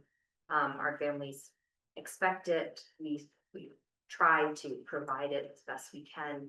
And I think it'll be really helpful to work just keeping that in mind with the financial committee and with our town generally about what we have to work with in order to keep that top of mind. So as far as an exact number, I'm hesitant, without seeing those change tiers, I'm hesitant to say, go here, go there. I think everyone is correct. We need to see the full range of options. It's going to be a difficult budgeting process. I will be interested to hear what, holistically looking with the other departments in this town, what we are working with. But I do think we have to keep student programming educators at top of mind, because we can't, the town has worked very, very hard for a very long time to build up a really excellent educational program for our students. And, we have to do our best with what we have to keep that going. So I'm not sure how much guidance that provides you as far as the number, but I think I have. I think we We have have what we need. we have to look at all of the data and the change tiers, and I think we're gonna have some difficult conversations ahead of us.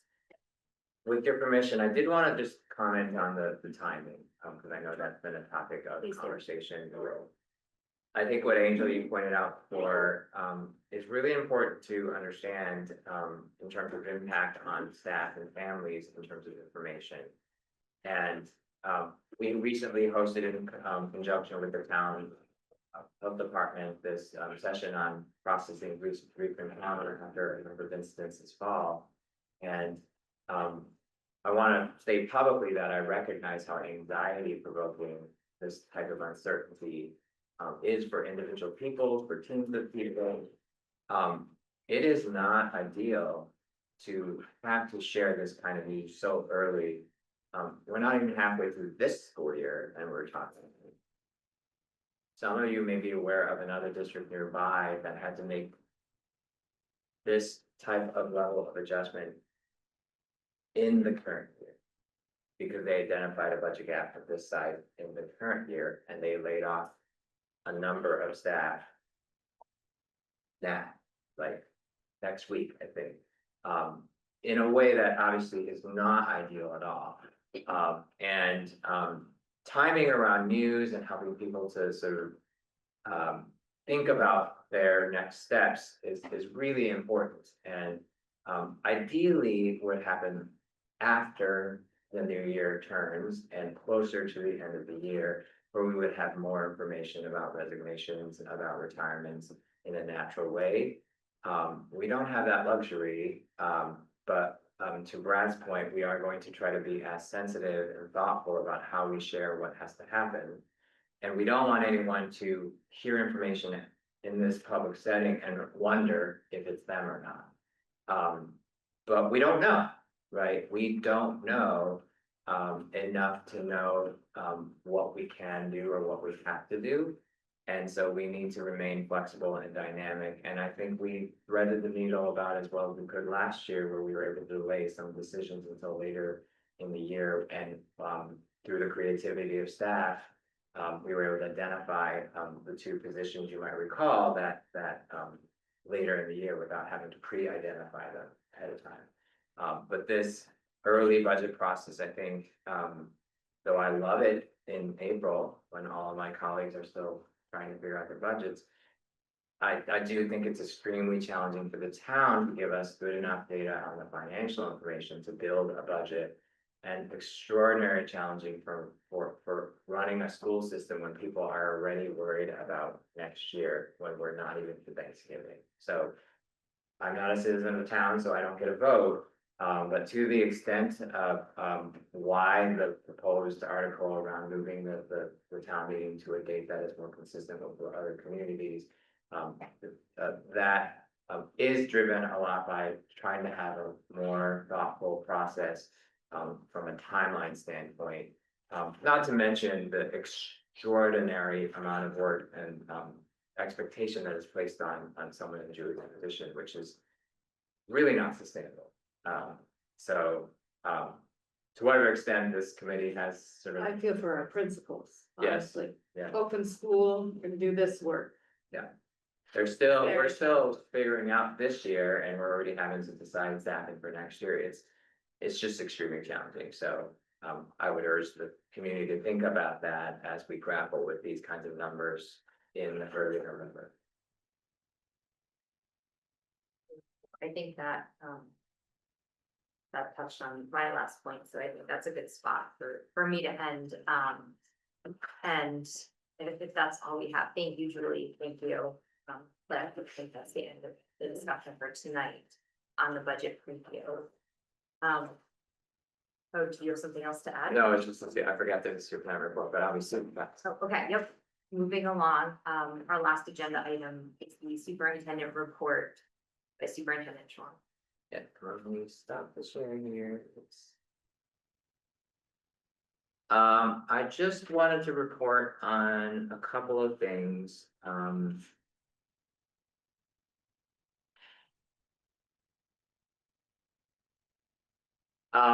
I did want to give you an update on, prior resolution that you, voted on a couple of meetings ago with respect to the Lane, school cell reception area. So I have had some very productive meetings with, town staff.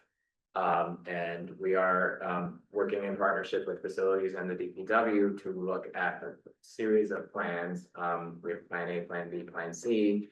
I don't think I'm going into detail tonight, but we're looking for the most cost-effective and most expansive solution that would not only address the lane cell reception issues within the building, which are crucial for safety, but also the entire area, because it's not just a lane school situation, as Angel knows, and I don't know, Sarah, if you're in that kind of neck of the woods, can we address the signal strength in that broader area?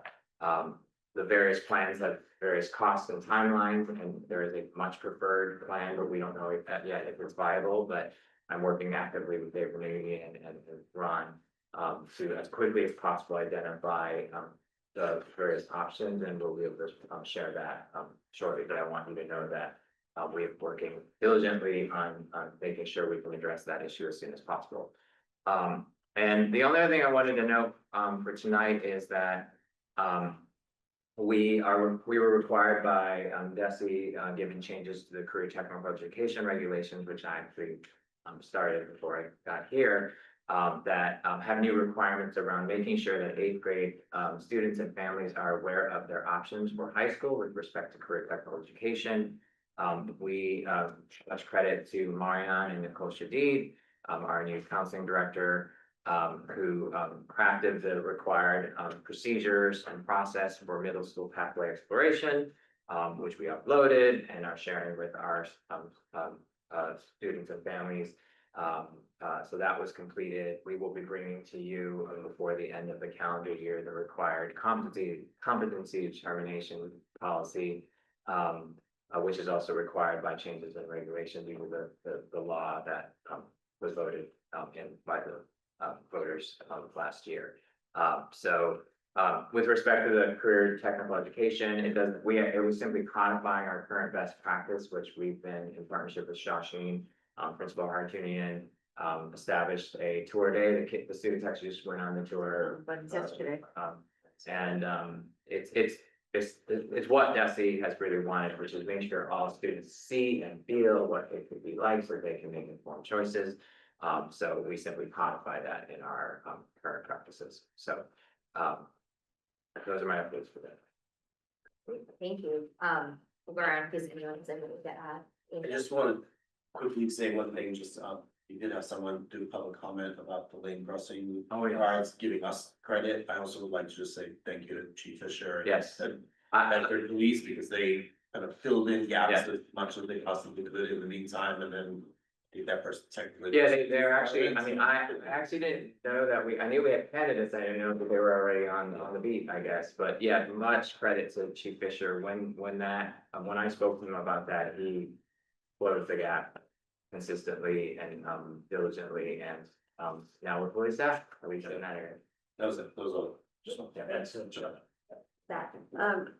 The Shawshene thing has been increasing over the last couple of years, which has been great. I think this is the 3rd year they've gone on the tour, and when everybody goes, they've always been invited to like the open houses and stuff, but and I think that has increased but we still haven't, I just put a shout out, we still don't fill our seats. Yeah. At Shawshene, which is too bad. It's an amazing opportunity. I think, Brad, did you go on the tour? I did. Yeah, I encourage you guys all to go Like on a last week? tour of the. Oh, no, a couple of years ago. Couple of years ago, like we got wined and dined, literally, like we got a full meal, it was awesome, but it's a really remarkable place. Yeah. And the town, this is what I keep telling, and I think it's accurate, you can.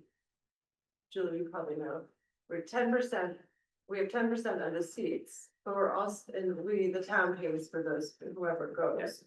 We also are on the hook for 10% of capital expenses. Yes. So if they wanna do any sort of change, we need to sort that, I will be updating you, they do have a capital plan in the works. yeah, it's not out of our budget, it's out of the town budget. Right, But, I've been pushing for more seats to be filled.